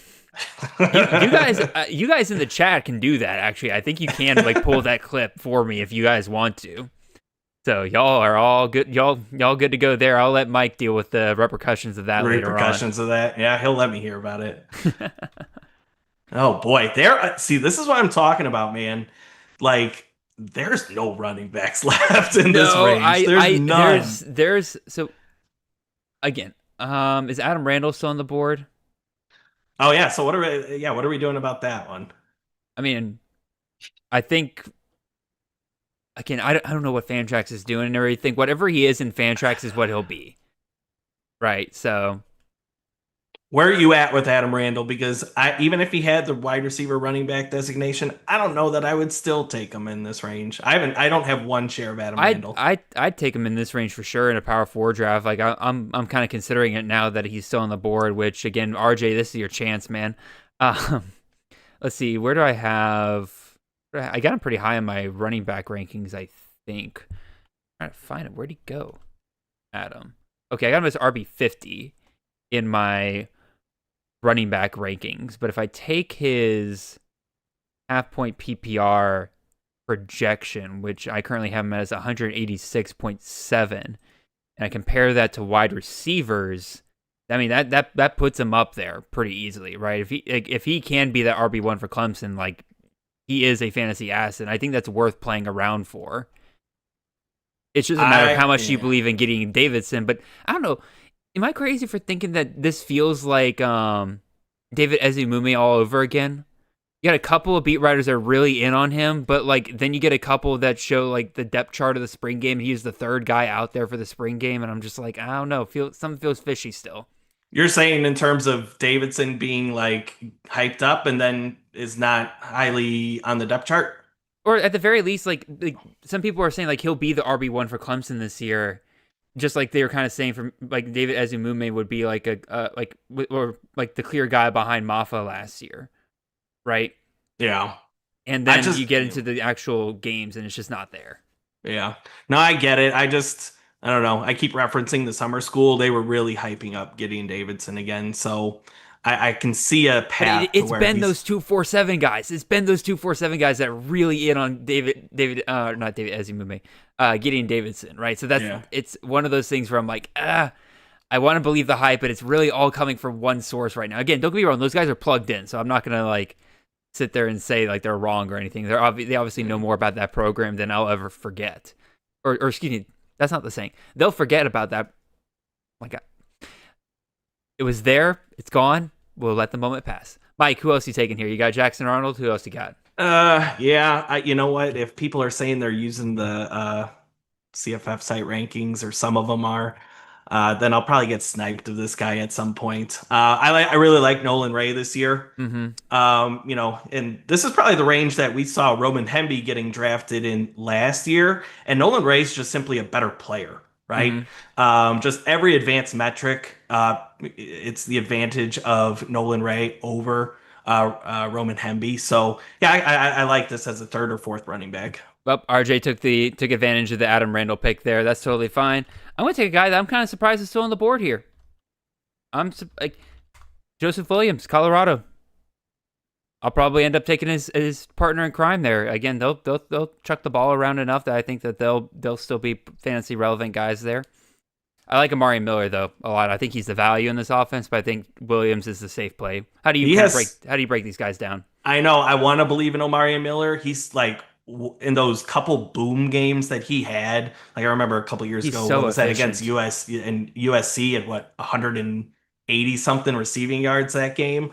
But it's just so inconsistent, right? And I know he had obviously guys ahead of him, but I don't know. I didn't read anything or hear anything that like it was going to be Omari Miller this year as wide receiver 1. I just think it's going to be kind of spread out a little bit. Williams definitely has the hype coming out of spring, though. That's why I think it's fine for him to go first in drafts. Yeah, I'm curious too. Like they brought in 3 transfers post spring. I think one of them is your boy Jack Hystera.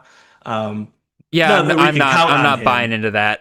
Yeah, and like the other one's Hakeem Williams, who was just awful at Florida State. So like how, but like you just kind of take note of that, right? Like, why are you guys bringing in 3 transfers in the post spring portal? To me, it's like they don't have anybody behind them, right? Like you got your 3 main guys there with the Miller brothers, who are not actually brothers, and then Joseph Williams. But like, who's their guys behind them? A couple of true freshmen, right? 5'6" Quentin Gibson. Right, like I think they just needed some guys to kind of backfill that, and Hakeem Williams and Jack Hastera absolutely fill that role. Yep. I was so disappointed Hastera left Utah State, man, because like, the heck are they throwing to this year, man? Brock Lane and Javen Jacobs. That's who I'm betting on right now, because like, I don't know who the heck else they got. So they're running back and tight end. Yeah, that's what I'm saying. Like, Mike, I don't. You've listened to enough of my shows, but I've asked a couple people this: how many targets does Utah State return for wide receivers from last year? It's less than 10, isn't it, or something like that? It's 2. Yeah, 2. They returned 2 targets from last year at wide receiver, so it's like, good lord. Somebody, like, here's the thing though, somebody will pop on the waiver wire. Oh, they just will. Because, we just don't know who. No, I've reached out to beat reporters for Utah State and everything, and they're all as clueless as we are. They're just like, we couldn't tell you what's going to happen in that room. And I would say it would be a post-hype sleeper season for Robert Henry IV, but he's transferred down. I think he's at the FCS level now. Who is that? Robert Freeman IV. Oh shoot! I had some you remember that one? Picks last year. Dude, like that's like, you want to talk about, like, you've mentioned a lot about like coaches like hyping players up and everything. That hype that freaking Blake Anderson was giving like Robert Freeman was like some of the most insane stuff I'd ever seen. Like, I don't blame me and Josh for like going all in after that, because he was talking about like, oh yeah, this dude's our next Devin Tompkins. I'm like, well, that's all I need to hear. I know, like, in hindsight, it's bad pick because he didn't work out. But like, if you did hit on Robert Freeman, like, he's a legitimate league winning type, or that, that slot receiver in that system is legitimately league winning position. So you don't mind necessarily taking a shot on that position. Speaking of that system, I know this is a Power 4 only draft that I continuously forget to scroll down on. But Blake Anderson's over there at Southern Miss and everything. Mike, obviously, I'm not asking you to give away, too much information from your guide and everything, but like, do you guys have a favorite in terms of who you're targeting in that wide receiver room there? Because we know somebody's going to pop there. That's going to be a waiver wire pick week 1 or 2. Do we know that somebody's going to pop there? Like, they brought in the entire Marshall team. And also old favorites from Blake Anderson's time at Utah State with Micah Davis, Grant Page. I know the fact that I can't tell you offhand, I got to look it up. We probably didn't rank them too highly. I think the guy we have wide receiver 1 is Braylon Brown, who coincidentally I don't think is a transfer either from Anderson or the Marshall. See, that's so crazy because like, Brown's like off my radar completely.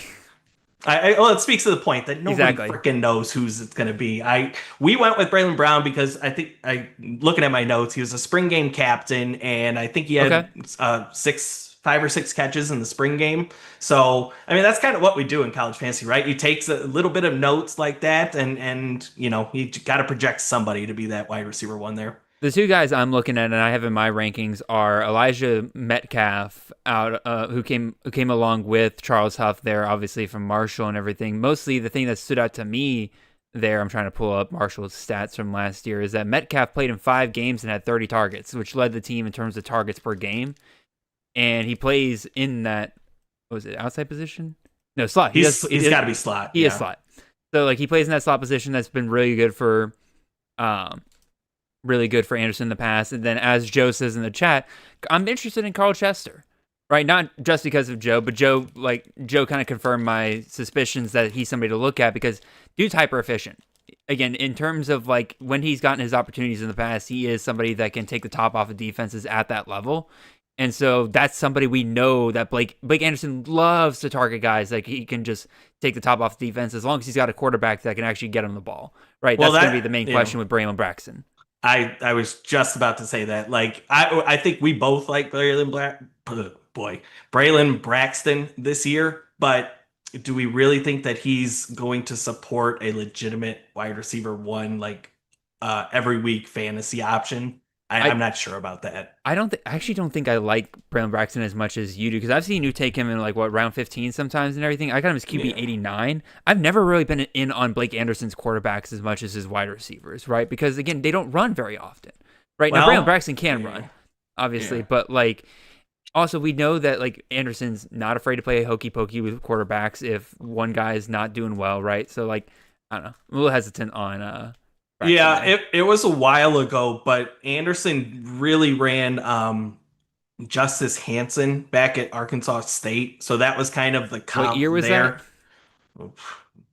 Got to look back, 2018, maybe 2019, something like that. It was pre-COVID, right? Yeah. Is it the Omar Bayless kind of years? Pulling it up now. Even before that. Let's see. Ugh, come on. Let's see. Oh, Clint Carlson in the chat to correct you, saying that Braylon Brown was at Marshall last year. He got 15 catches in 12 games. All right, there you go. There you go. I do like that he had familiarity with the coaching staff then. So no, for sure.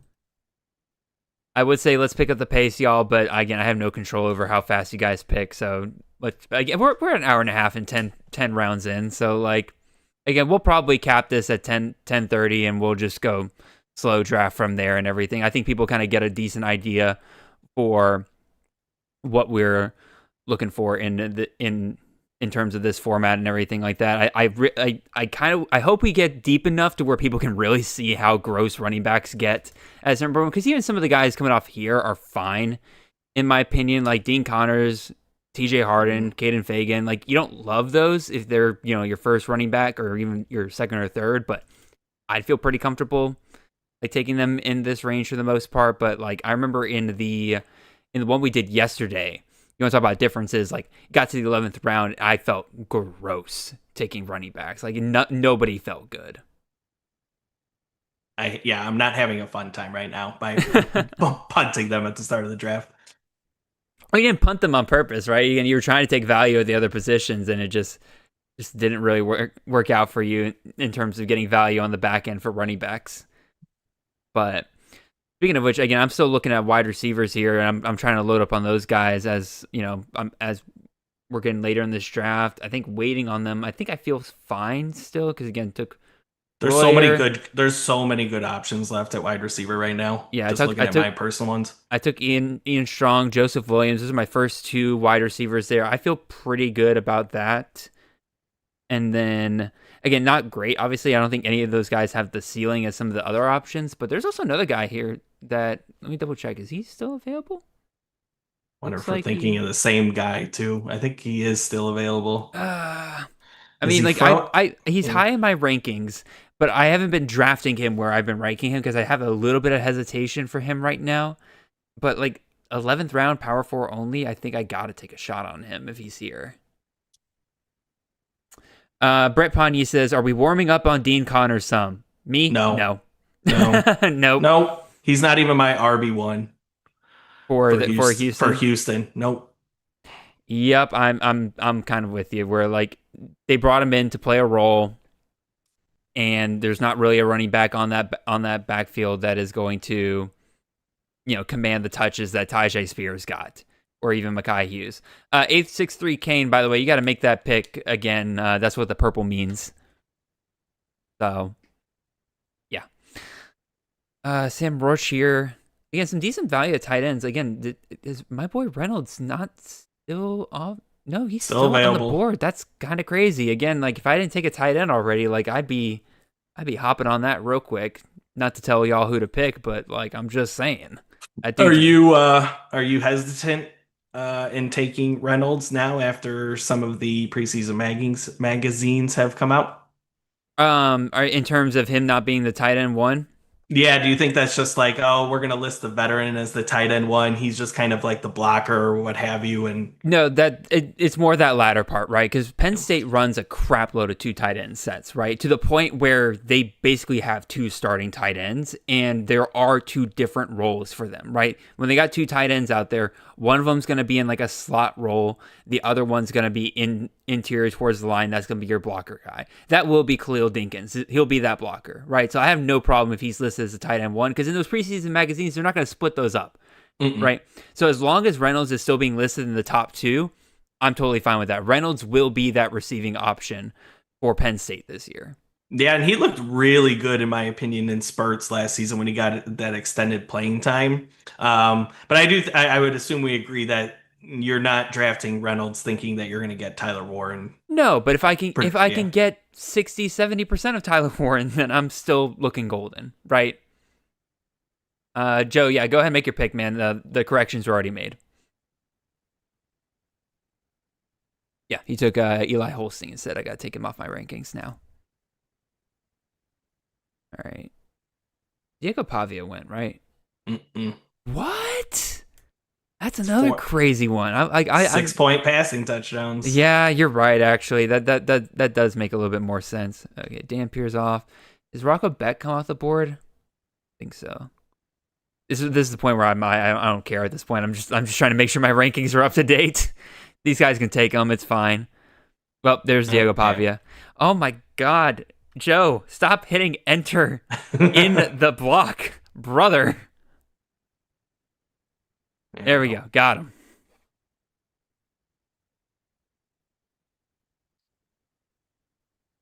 Yeah. Joe said Pavia's about to come off the board. Ryan, we don't actually pay Fantrax. Not after this weekend, you wouldn't. Nope. They can earn their keep back soon. There we go. Trying to make sure. No, here's the other thing that's fun about this draft, Mike, and I meant to comment on this earlier, is the fact that we don't have Fantrax's ADP. We don't have just the players there listed out. Like, everybody's completely relying on their own rankings or somebody else's. And I do think that it's creating some interesting changes in ADP, right? Like, guys that maybe were going earlier in the going earlier in the draft, earlier in the off season, but the ADP captured that. But now we feel a little bit worse about it. They are falling down a little bit more in this draft comparatively. Does that kind of make sense? Yeah, a little bit. I don't know. I'm not using ADP as much at this point in the off season, just because I feel like. Well, I'm not talking about you. I'm talking about more of like a lot of, like, other people drafting, right? Like guys that aren't psychopaths like us. Oh, yeah. Well, everybody's got their own thoughts and opinions, right? So, yeah, I don't think everybody's for the most part in this draft. I think everybody's been in line. Oh, yeah. Hudson Clement was the guy you were talking about, right? Yeah. Yeah. Yeah, that was a really good pick there. I was like, I got to take a shot on him there. Yeah, he's falling, and I'm not sure why. That's pretty consistent with most drafts. Yeah, no, I would agree. He's definitely falling a little bit later now. And again, man, I really wish I could have gotten him in there as my third wide receiver this late. I'll take a shot on the Alabama wide receiver room. Yep, he's still available. Give me Jeremy Bernard. Yes, I'm a little worried about him being wide receiver 3, but that's fine for me at this point. Again, I might put Isaiah Horton up my board a little bit, just to grab both of those guys. But now that I say that out loud, somebody's definitely going to take them from me. Ben says, do you think Clement is going to go crazy this year? Crazy is a relative term, right? But like, can he does he have Pat Bryant Jr. within his range of outcomes? Yes. Yeah. Do I think he gets there? Probably not. Do I still think he's probably a top 30 wide receiver regardless? Yes. Yeah, it's been really interesting with Illinois just the last couple of years how that target share has been so centralized, right? It was Isaiah Williams it was just Isaiah Williams 2 years ago, and then it was the top 2 last year. And then nobody else caught passes really for Illinois. So no. I'm gonna miss Zachary Franklin though, man. He got so duped last year, man. Like all the targets in the world just couldn't find the end zone. Pat Bryant was stealing everything in terms of those red zone targets. Oh, what are you looking at here on this turn, Mike? Yeah, I have a player in mind, and he didn't pop up, so I think. Let's see. I don't think he's gone off the board. Duke Watson has not come off the board, correct? He has not. Okay, I will be taking Duke Watson. Boy, now I can't type. I'm typing like Joe Arpazzi. Okay, and then let's see here. I'll talk about Duke Watson afterwards. Do I want to double tap or running back, quarterback? What quarterbacks are still left on the board? Joe takes offense to your typing comments. Sorry, Joe. Let's see here. While you're doing that, I'm gonna take another shot at fixing this chat room here, or not. My computer did not like that at all, so we're gonna keep it. We're gonna make it happy again. I got a black screen here after I did that. Okay, so I took Duke Watson and I took Quasi Gilmer. I think Quasi Gilmer is the player that I've drafted the most this entire offseason. I think he is solidly the wide receiver 1 there for UCLA. Mm-hmm. And just kind of reading and listening about, to UCLA podcasts, like that's going to be the Curt Cignetti system, mm-hmm. right? And we want the wide receiver 1 in that system typically, right? So I really love Quasi Gilmer there. And then Duke Watson, he's been talked about a lot by everybody, including you this offseason. Like he is a comparable talent to me to Isaac Brown. And I think they could have 2 1,000-yard running backs this year for Louisville. Oh, absolutely. And we've seen, again, everybody thinks of Jeff Brom's offense as like, the pass heavy kind of deal. But I was looking at it when I was looking at his 5-year history over the last couple of years. The moment he got to Louisville, the passing slowed down, the rushing got up, right? And we've seen back-to-back years, Jawar Jordan, Isaac Brown last year, they're going to feed one main guy, right? That's why Isaac Brown's going as early as he does. Duke Watson, though, probably just as good as Isaac Brown. Does that probably cap both their ceilings a little bit? Maybe, but also both of them are just so good that it could be, like you said, both of them going off week to week. Yeah, I think it's that Jawar Jordan, Isaac Garendo season from 2023. I think that's what we're looking at for that Louisville offense this year. I'm trying to settle Quasi Gilmer in my rankings right now because you just reminded me that I needed to up my confidence rating on him just a smidge there. But we haven't heard really any other wide receiver for UCLA beyond him, I don't think, this offseason. I don't think so. And again, he popped last year on a really bad offense, right? Mm-hmm. So, like, all right, let's see. Here we go. Let's move him down there. Yeah, upped his confidence rating. I brought his target share just back a little bit. Yeah, that puts him at wide receiver 65 for me now. So, I'm on the clock. Shame on me. I feel like I gotta keep hitting wide receiver here, right? Given the fact that I waited so long on it, that this is kind of the place to be. Let me just double check to make sure I don't have any great values at quarterback. Backs off the board. Yeah, I think I'm good to keep waiting on quarterback, even though I think I only have the one in Austin Simmons. I bet you I know who you're gonna take if you're taking a wide receiver.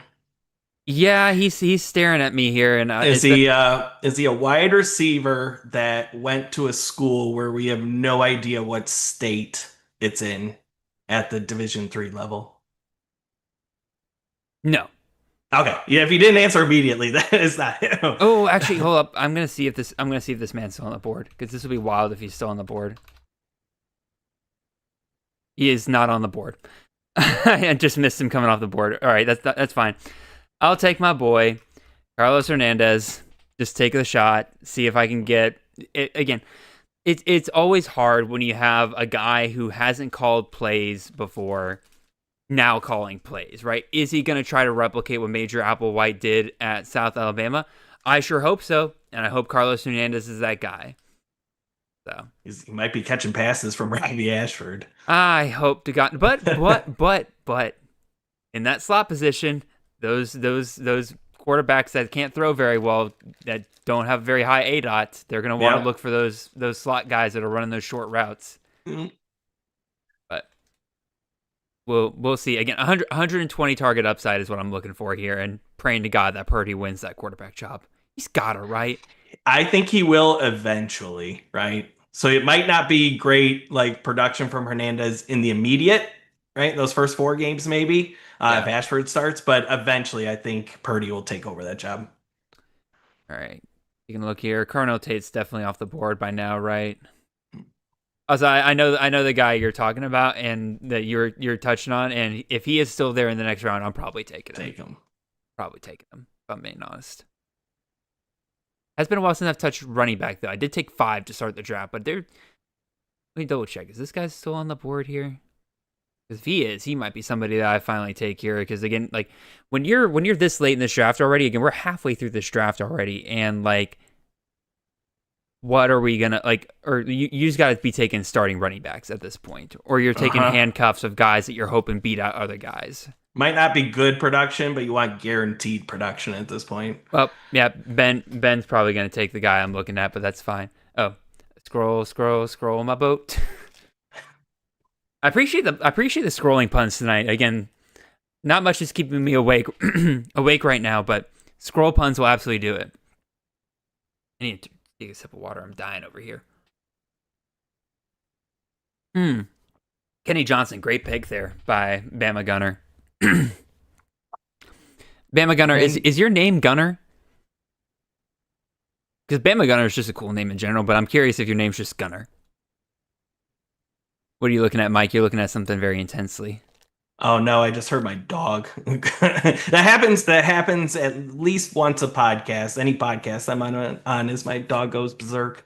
Gotcha. Okay, nope. Alabama and Arsenal fan. I know. This is where my ignorance shows. I know jack squat about the Premier League, hardly. Is the mascot for Arsenal like the Gunners or something like that? That's their yes. Okay, I didn't even know they had mascots. Like I've always just heard like it's Chelsea, it's Barcelona, it's Arsenal, it's Manchester City and stuff like that.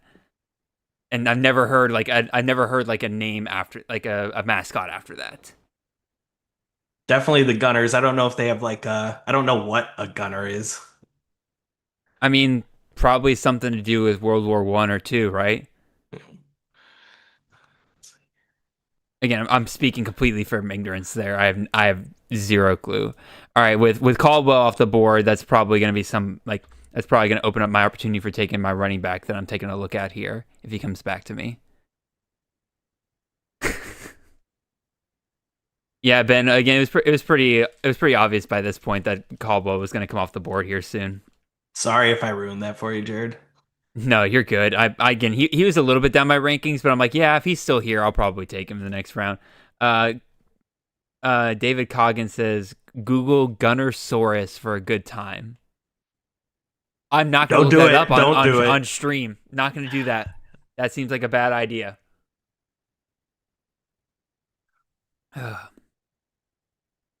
Again, I'm so annoyed by the chat not showing up on the stream anymore. Like, I don't know what's up. No, Joe, I'm deleting that comment. No, absolutely not. Remove and put Joe in timeout for 10 seconds. Going off the rails here. I don't know if you can see what the chat said, Mike, but he brought up a certain something, and I'm like, absolutely not.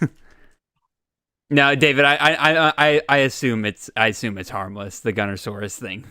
But I'll look it up later, and I'll message you about it. All right, Ben says going to take a quarterback for 6-point passing passing touchdown. Took Steve Angeli. I mean, makes sense. Probably, given how this league is going to go, right? You're probably going to want to take Steve Angeli just to back that up, or not Steve Angeli, Ricky Collins just to back that up. So I would imagine you guys have Angeli as QB1. I have Angeli as QB1. I still have Ricky Collins in my rankings though, due to the fact that again he was named the starter out of spring, right? Like that to me is still kind of weird that they named him the starter and then immediately went and got Angeli, right? So at the very least, he'll have a shot in the fall to keep his job.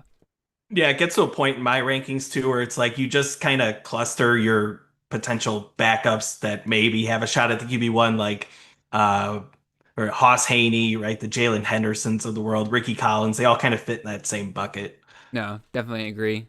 Take some upside shots there later, and kind of like with the running backs, right? And you're just hoping that they can beat out the guys ahead of them. All right, just taking a look right now. Again, so much of the wide receivers, it's a lot of guys I like, but boys in my guy territory for sure. Which is crazy because we're not even halfway through this draft. I think we would legitimately go till midnight potentially if we finish this entire draft. I'm hoping that again we got about 30 minutes left. I don't know about you, Mike. I'm willing to go a little later than that, but no, what? That's not who I typed in at all. Forgot it's Reginald Virgil in this sheet, not Reggie Virgil. All right. Yeah, I'm willing to go a little bit later, but again, like if it gets too late and everything, we'll just. I think people, like I said, I think people get an idea in terms of like how gross things can go. RJ says I can go all night long. Woo! Okay. Unfortunately, I have work in the morning. I still have to finish editing together the CTN episode for tomorrow. So we'll see if I'm able to get that accomplished after we're done with this stream. That pick hurt. That's a really good pick with Jonte Cook there. Yeah, it's such a high upside pick. All right, let's see. I think I am running out of options, I think, at quarterback for me to wait. So, like, part of me is feeling the squeeze there a little bit. Look how many running backs have gone off in the last 30 picks. Three. I'm like, oh yeah, let me see all the red. Yeah, none. Nope. Yeah, again, it's a wasteland at this point, and there's one guy here still. Again, just double checking to make sure that I'm not going to look like an idiot here. Fairly certain he's still on the board. Yeah, he's still on the board. So we'll see if people take him or not, but I'm feeling pretty confident that he'll make it to me. Unless High Mesa Bruce snipes me again. Oh, there's Drew Aller. Got taken by Greg. Not one single share this entire offseason. Ben says no. Don't even mention it. Stop it, Jared. Listen, Ben, you had two opportunities there to take him if you wanted him. So I'm trying to keep up with making sure there's no late breaking news right now. Can somebody check for me to see if Fantrax has updated their message regarding when they think the player pool will be fixed? Because I know the last message said that the ETA was there was no ETA. Well, we have a big bright red warning sign at the top still saying player dupes missing players. Yep. So in a holding pattern still. Yep, that's totally fine. I've got all my live drafts or all my slow drafts still on pause right now. So, good pick there with Kirby Voorhees there, Joe. How are you feeling about that system going over to Washington State there? My strong opinions are on the quarterback position and how I think he is just not draftable, really. In terms of the backfield, like I'm surprised, and you just agreed with Joe. I'm surprised you have Kirby Voorhees. Is he your RB1? Because I have Angel Johnson still. Angel Johnson missed most of the spring, and I've kind of just had a very consistent theme of trying to avoid guys that miss the entirety of spring. I would agree if he was healthy, he would be my guy that I would predict to be that top guy. But Voorhees was honestly better than him in several ways last year, and he's a younger guy, so I think he's got a higher ceiling than Angel. Angel is a veteran. He's coming in injured. I really think that as of right now, he's the one I'm willing to take the bet on. And Angel Johnson, if he comes back, that's great. I have a couple early offseason shares of Angel Johnson back before I really started looking into that backfield and what was going on there. So if those guys can pop off, that's great. I don't have wasted picks there. But Voorhees is the guy I'm currently going for. Angel's not really a no-go per se, but again, I'm cautious about him given the fact that he missed so much of spring. Yeah. If anybody has just started their preseason research, this is not the Washington State of old. Okay. No. It is going to be a balanced offense. There is no more air raid there at Washington State. And Joe says don't sleep on Leo Puolasi as RB2. I mean, I would agree, right? Like, Leo Puolasi is a veteran of that program, right? The new staff seems to like him.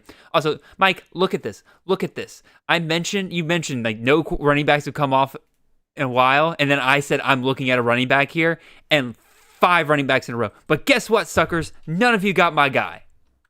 It's just like clockwork, right? You mentioned one thing in these drafts, and then the drafters pull a fast one on you. Not Kerdrick, but Kendrick Riscano, my pick for the... that's Ken Dick, not Kendrick. Still can't spell my it, immaturity's coming out with that one. Oh, I believe it. No, but that's my pick for the... Kedrick, not Kendrick. There you go. Kedrick Riscano. That's my pick for the RB1 in the Arizona backfield. I am totally out on Ishmael Mahdi being that guy. Give me the former 4-star. Give me the guy that was at the program last year. Give me the guy that's been in the Power 4 for his entire career. I don't trust guys transferring from G5 up to Power 4, especially when there's a proven guy in that backfield. I think Riscano, I feel pretty good about grabbing him as my 6th running back this late. Where are we scoring Nicholas Harbor in this draft when Fantrax is back? Depends on what Fantrax has. Yeah, okay. Fair point. I will plug these guys into this league, and whatever Fantrax has is what he's going to get. So I assume that means that he's going to get tight end eligibility. So honestly, good pick there by RJ. Let's see. I'm going to take the projected TCU RB1 now in Nate Palmer there because I am desperate for running backs at this point. Just got to grab RB1s, even if they're not workhorses. So. Just got to hope they can break away from the pack. I'm going to grab an RB2 now, but I've seen him fall a little too far in these drafts. I'm going to take CJ Donaldson. Are we absolutely 100% certain? And I projected this too, but are we exactly certain that it's going to be James Peoples as RB1? Like 100% without a doubt. I'm like 85% sure. So I'm probably a little bit lower. I might put it like 75-25, maybe 70-30, what have you. Yeah. But like, even if they split like they did last year, like I think that's still going to be a guy that you want on your roster. And when we're doing these full FBS 30-round drafts, like he falls so late. And it's not like go ahead. I was saying, which is crazy because he was going real high to start the offseason, and I thought he would stay there along with Peoples.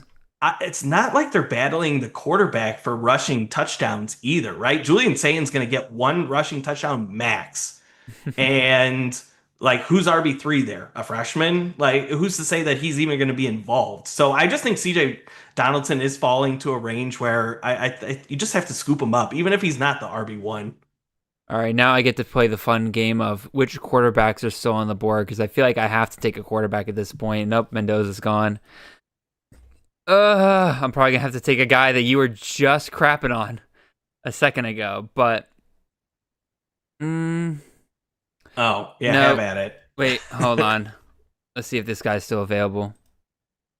Heck yeah, I'll take Barry Morton. I don't love it as my QB2, but like, it's still going to be a pass-heavy system. Is that your second quarterback, you said? That's my second quarterback. I got Austin Simmons and then Baron Morton. Interested to see who you go with in these next couple rounds. Yeah, I know, for real. Let me look. I'm just going to look at my team over here. Where am I? There I am. Oh, no, third quarterback. I forgot I took Julian Sane. Oh, yeah, okay. I feel great about Morton as my third quarterback. Oh, yeah, feeling way better. Whew. All right, I'll scroll down again, guys. Don't worry. Yeah, RJ says, ain't bad. 3,000 plus passing yards, 25 plus touchdowns. I'll take that. Morton? Yeah, Morton. I like it. All right. Oof, that's a good pick. Yeah, DeAndre Moore. Underrated. Like, again, we were talking about earlier with the Texas wide receivers, right? Like, he's flying under the radar so much, and he has, I think, the easiest path to a top 2 wide receiver among any of the Texas wide receivers, right?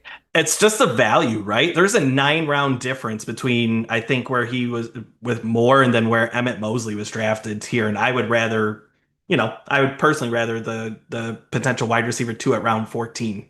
Agreed. Sorry, I'm just trying to look through and everything, make sure my rankings are up to date here.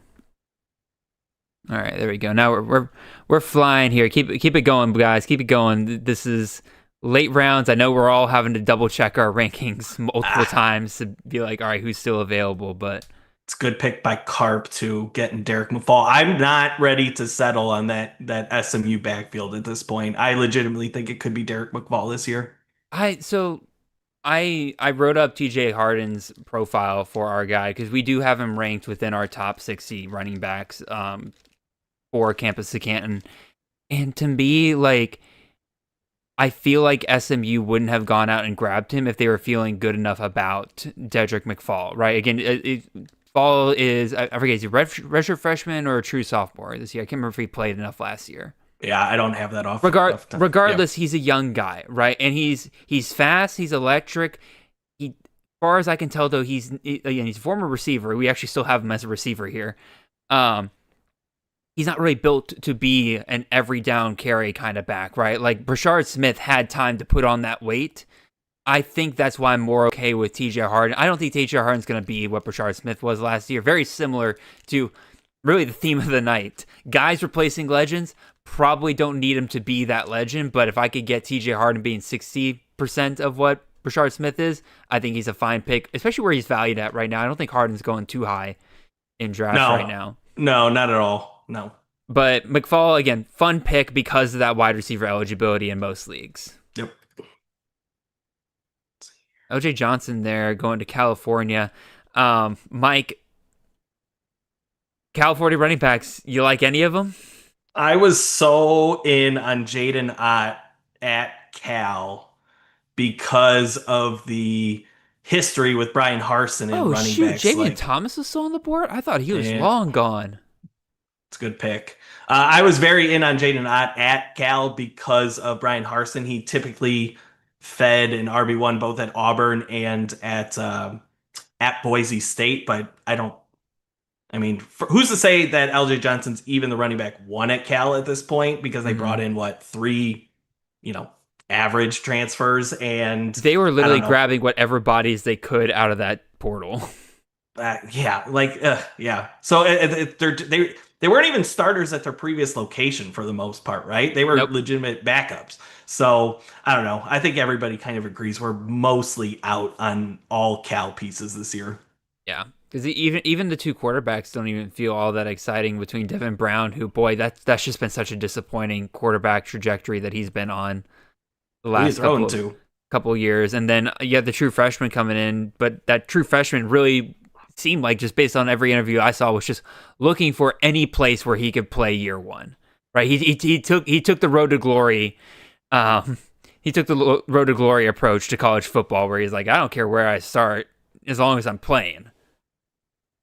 I did not buy. I know your jaw's gonna drop. I did not buy college football this past season, the game. I will listen to your reasoning before I judge you. We're very busy with just CFF in general, right? And I just got married this past year too. Sure. So time is not we don't have as much free time as we do these days. But yeah, I did not play it. I hate that you had to. I have I don't know what version of Xbox it is at this point, but you had to have the most recent Xbox to play the college football game, right? Yeah, you had to have either Xbox One. Yeah, no, it had to be the Series S or the Series X in order to play and everything. But that console's been out for like 5-6 years at this point. Like, it's not like they're asking you. It's not like the Switch 2 this year in order to play like Mario Kart World, right? Like, yeah. But no, I mean, again, I get it. Like times.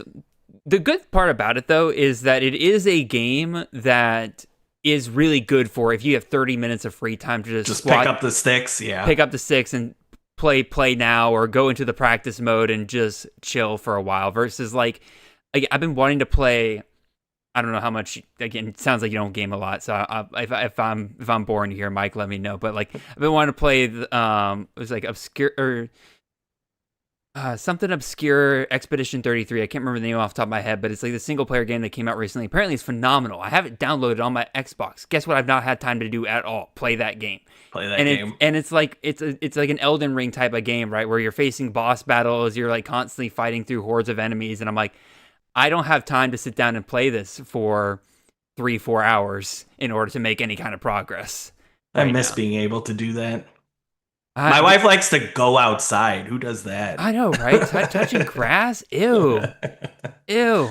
Joe with the Leroy Jenkins reference. I appreciate it, man.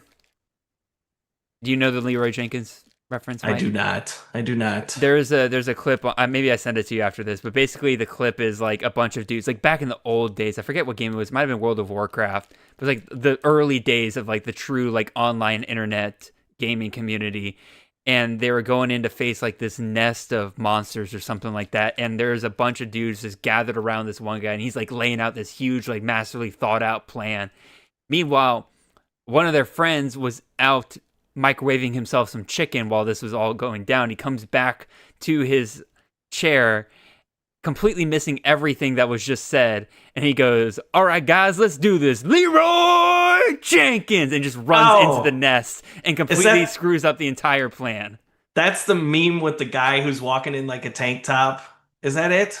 The videos of them playing World of Warcraft and everything. Oh man! All right, I'm totally lost at this point. Then I'll send you. It's pretty dang funny. Yeah, just YouTube. Yeah, he goes Leroy Jenkins, and there's a moment of silence, and the guy giving the plan just like, oh my god, he just ran in. So, getting some love for the Dante Dowdle pick. Yeah, let's talk college fantasy again. This is a college fantasy podcast.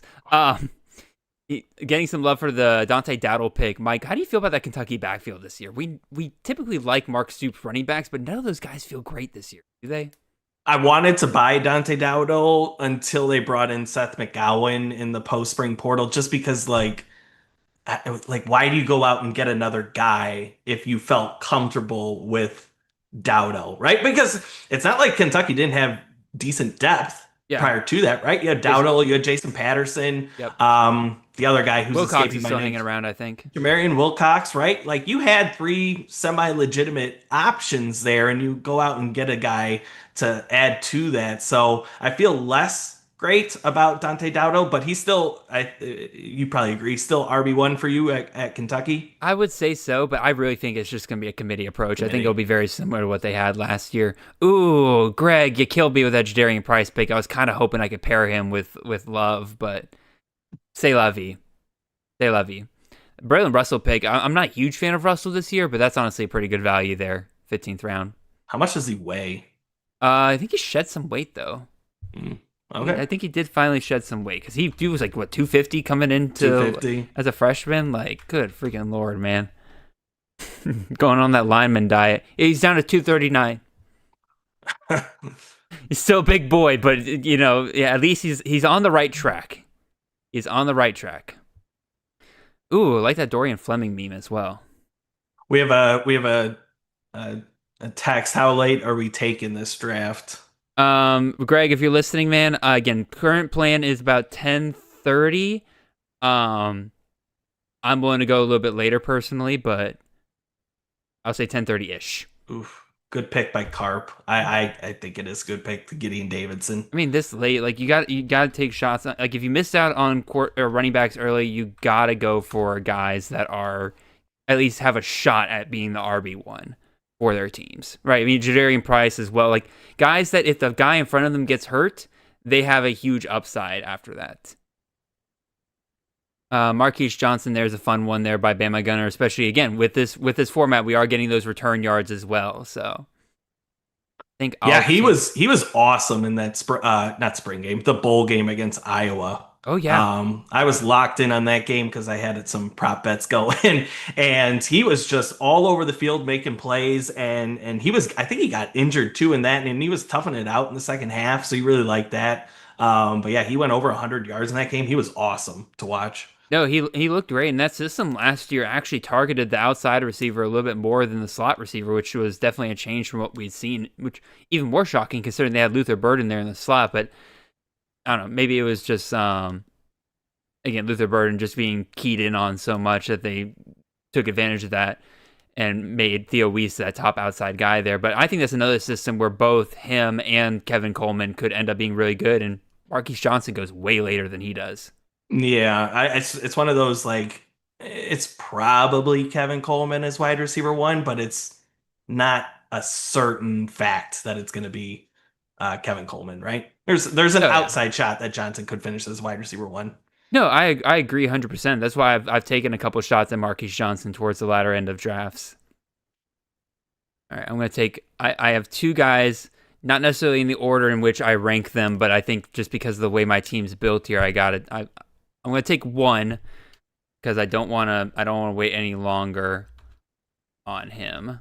I'll take Isaiah Horton just to go ahead and pair another guy in that Bama wide receiver room. I feel like I've locked in the wide receiver 2 for Bama, which should be more than good enough most weeks. And then next round, I'll take one of my guys.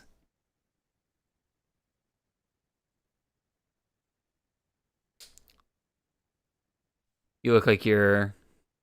I'm still looking at the running backs, and there is just nothing available. I can't stand any of these guys in this range. Yeah, Dante Dowdle's gone, Peoples gone, Allen's gone. You can take the shot on Russell face on to win that appeal. How likely is that? Has Mox said anything about that? I think it's like a 15% chance, maybe. That he wins it? Yeah. And he's eligible? Wow. Yeah. It doesn't sound good. And a lot of people pointed out that a lot of the eligibility stuff that the NCAA has like taken like hard stances on have been G5 transfers, like coming up to the Power 4. So. Ooh, Oscar, I had away running back 1 season. Ugh. Isaiah Augustave, man. Oh yeah, even better. Nate actually put it out recently, and I've been kind of thinking about it for a while. I kind of like Matthew Fuller there. No, RJ, Braylon Russell is already taken, good sir. Pick again, good sir.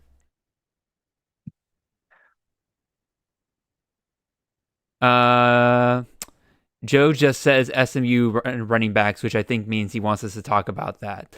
Yeah, we kind of already touched on it and everything. Again, I'm Team Harden. I like Derek McFall as an upside pick and everything, but like for right now, again, none of them will be Rashard Smith last year. Yeah, it's who's the coach there? Rhett Lashley. Yeah. Obviously there was the big season last season from the RB1, but like it's not every year that Rhett Lashley has like a 1,000 yard back. So it's honestly more than likely that it's going to be split carries this year, which I can see, right? I think we both agree it's going to be TJ Harden, but you're going to see Chris Johnson, you're going to see Derek McFall there. Oh, 100%, right? Nobody's getting that workhorse role. Also, Joe's in the chat. He says, "Great job tonight, Shent. Drinking on Sunday night, listening to CFF talk. Let's go." That's why I do this. Why? No. Give me back Isaiah Horton. This is so fun doing this on this sheet where everybody can edit everything. And Kayshawn, RJ says, "Dude, I'm struggling." RJ, it's the 15th round. Yeah, I don't think I could make it 30 rounds, to be honest with you. No. Again, we'll cap this again. If we speed it up, maybe we can get to round 20. But yeah, it's definitely going a little bit slower than I was technically anticipating tonight. But again, I'm not blaming anybody, right? Because like we don't when Fantrax is up and running, we have everything in front of us. We see our rankings that are uploaded ahead of time. We can just click, boom, that guy's right there. Versus now we're having to like manually scratch things off. Oh, we missed this guy. All that. So there's your free advertisement for the night, Fantrax, even though you're in the doghouse right now for the player pool stuff. RJ, stop trying to take Quayshawn Brown. Second time. Kane said, "I said midnight." Kane, I'm not saying midnight. Kane, I'm saying not midnight. I got work in the morning. Kane must be on the West Coast. That's actually very true. Well, no, he's a Miami guy. He's about as east as you can get, pretty much.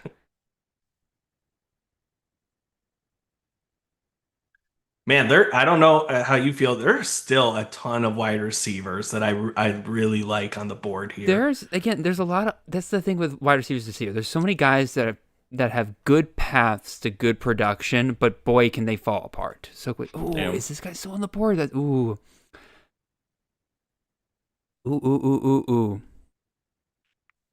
Oh, God. And then I look at running backs, and I'm like, ugh. So gross. What, you don't want Elijah Toliver?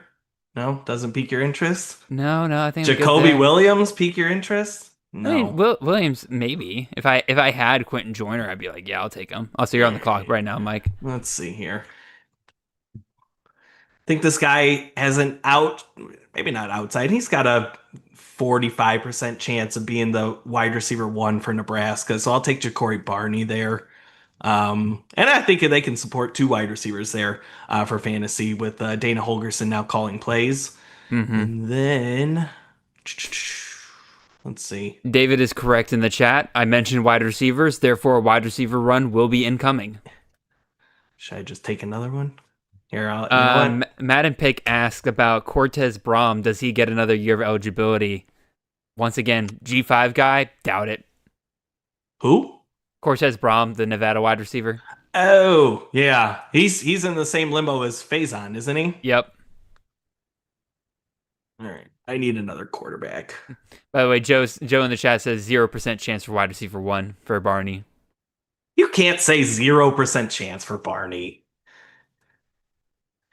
I'll take CJ Carr. I do know Joe has a very good source on the matter.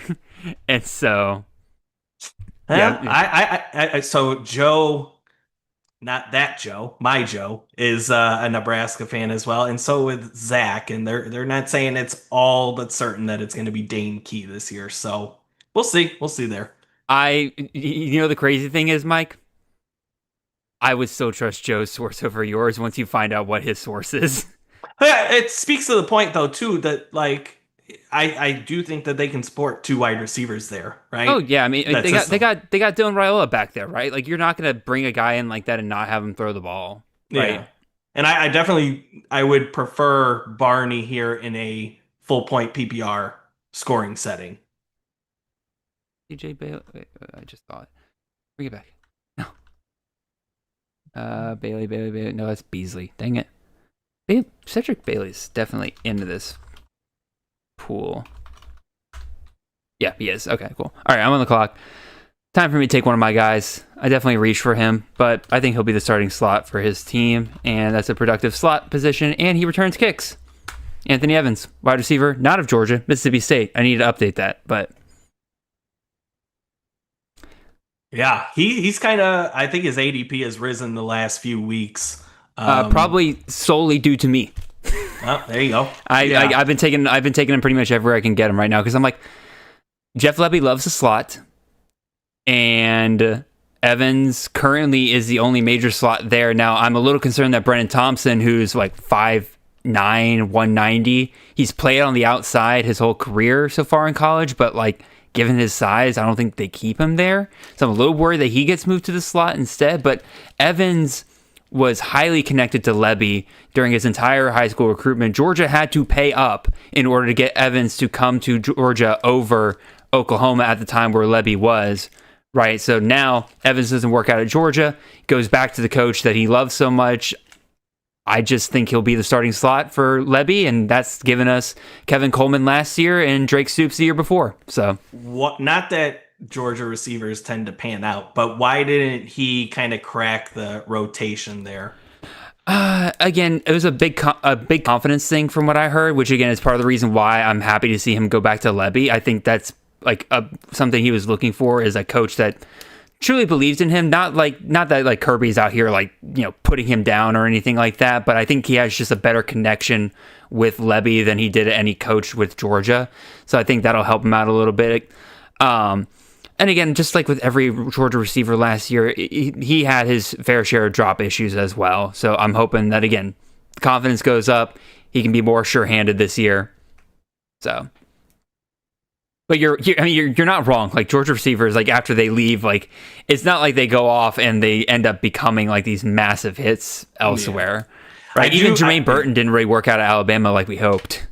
I do remember reading an article post spring for Mississippi State, and it said they listed off like the top 5 players that will help make or break Mississippi State season, and Anthony Evans was listed as one of those players. So I think on the outside too, they believe he's got high hopes. Yeah, absolutely.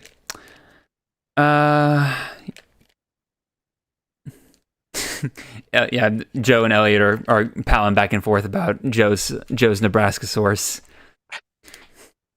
Oh yeah, Elliot's a Nebraska guy as well. Is he disagreeing with him? No, he agrees that Joe's source is the best one.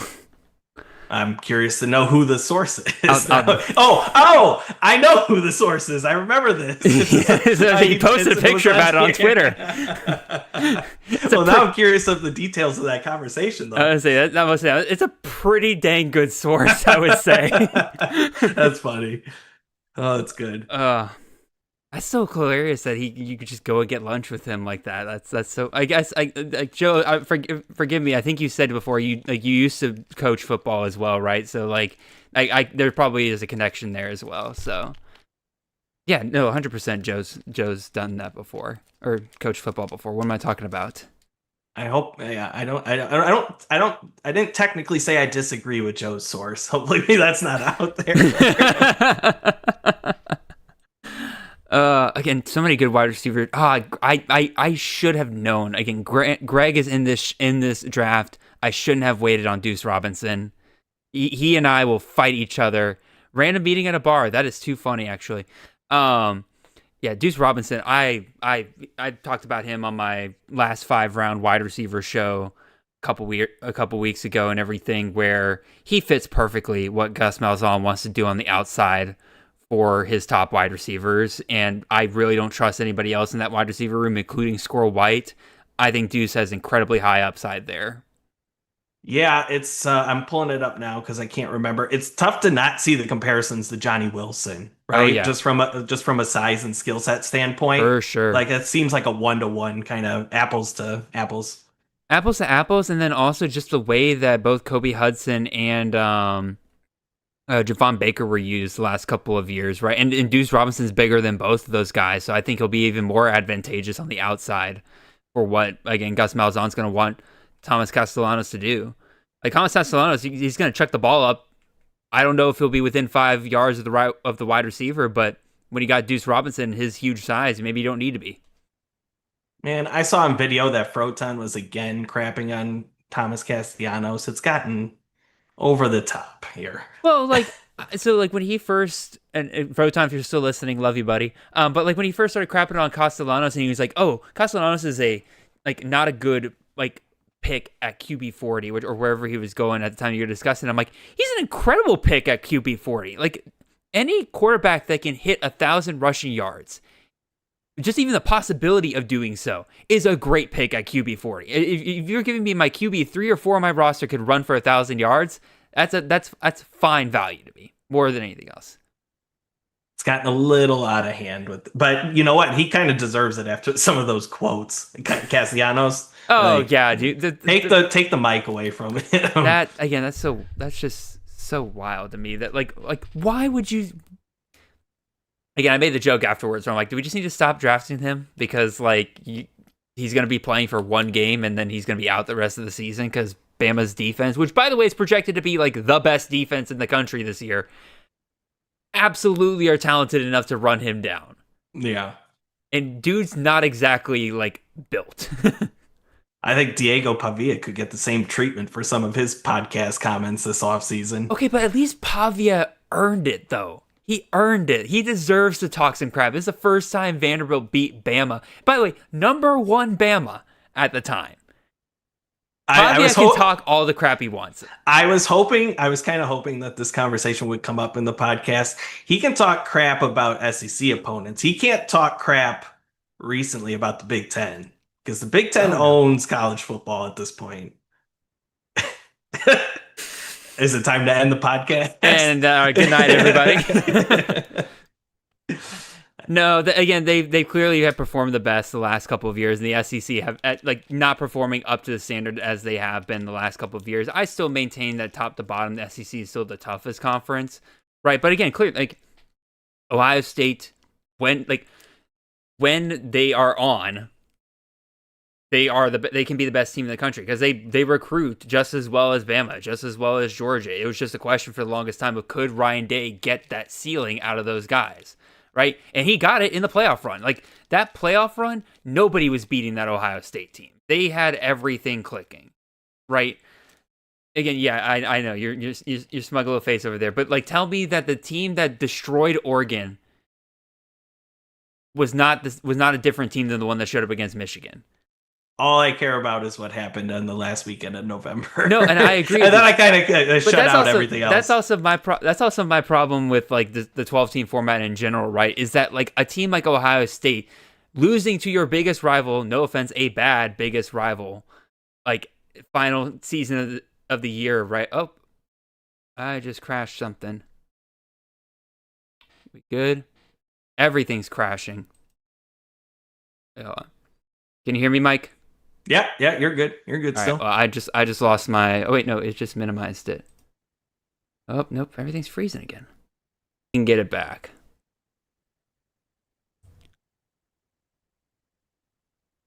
All right. Let me ask. All right, can y'all hear me? In the chat, real quick. Can y'all in the chat hear me?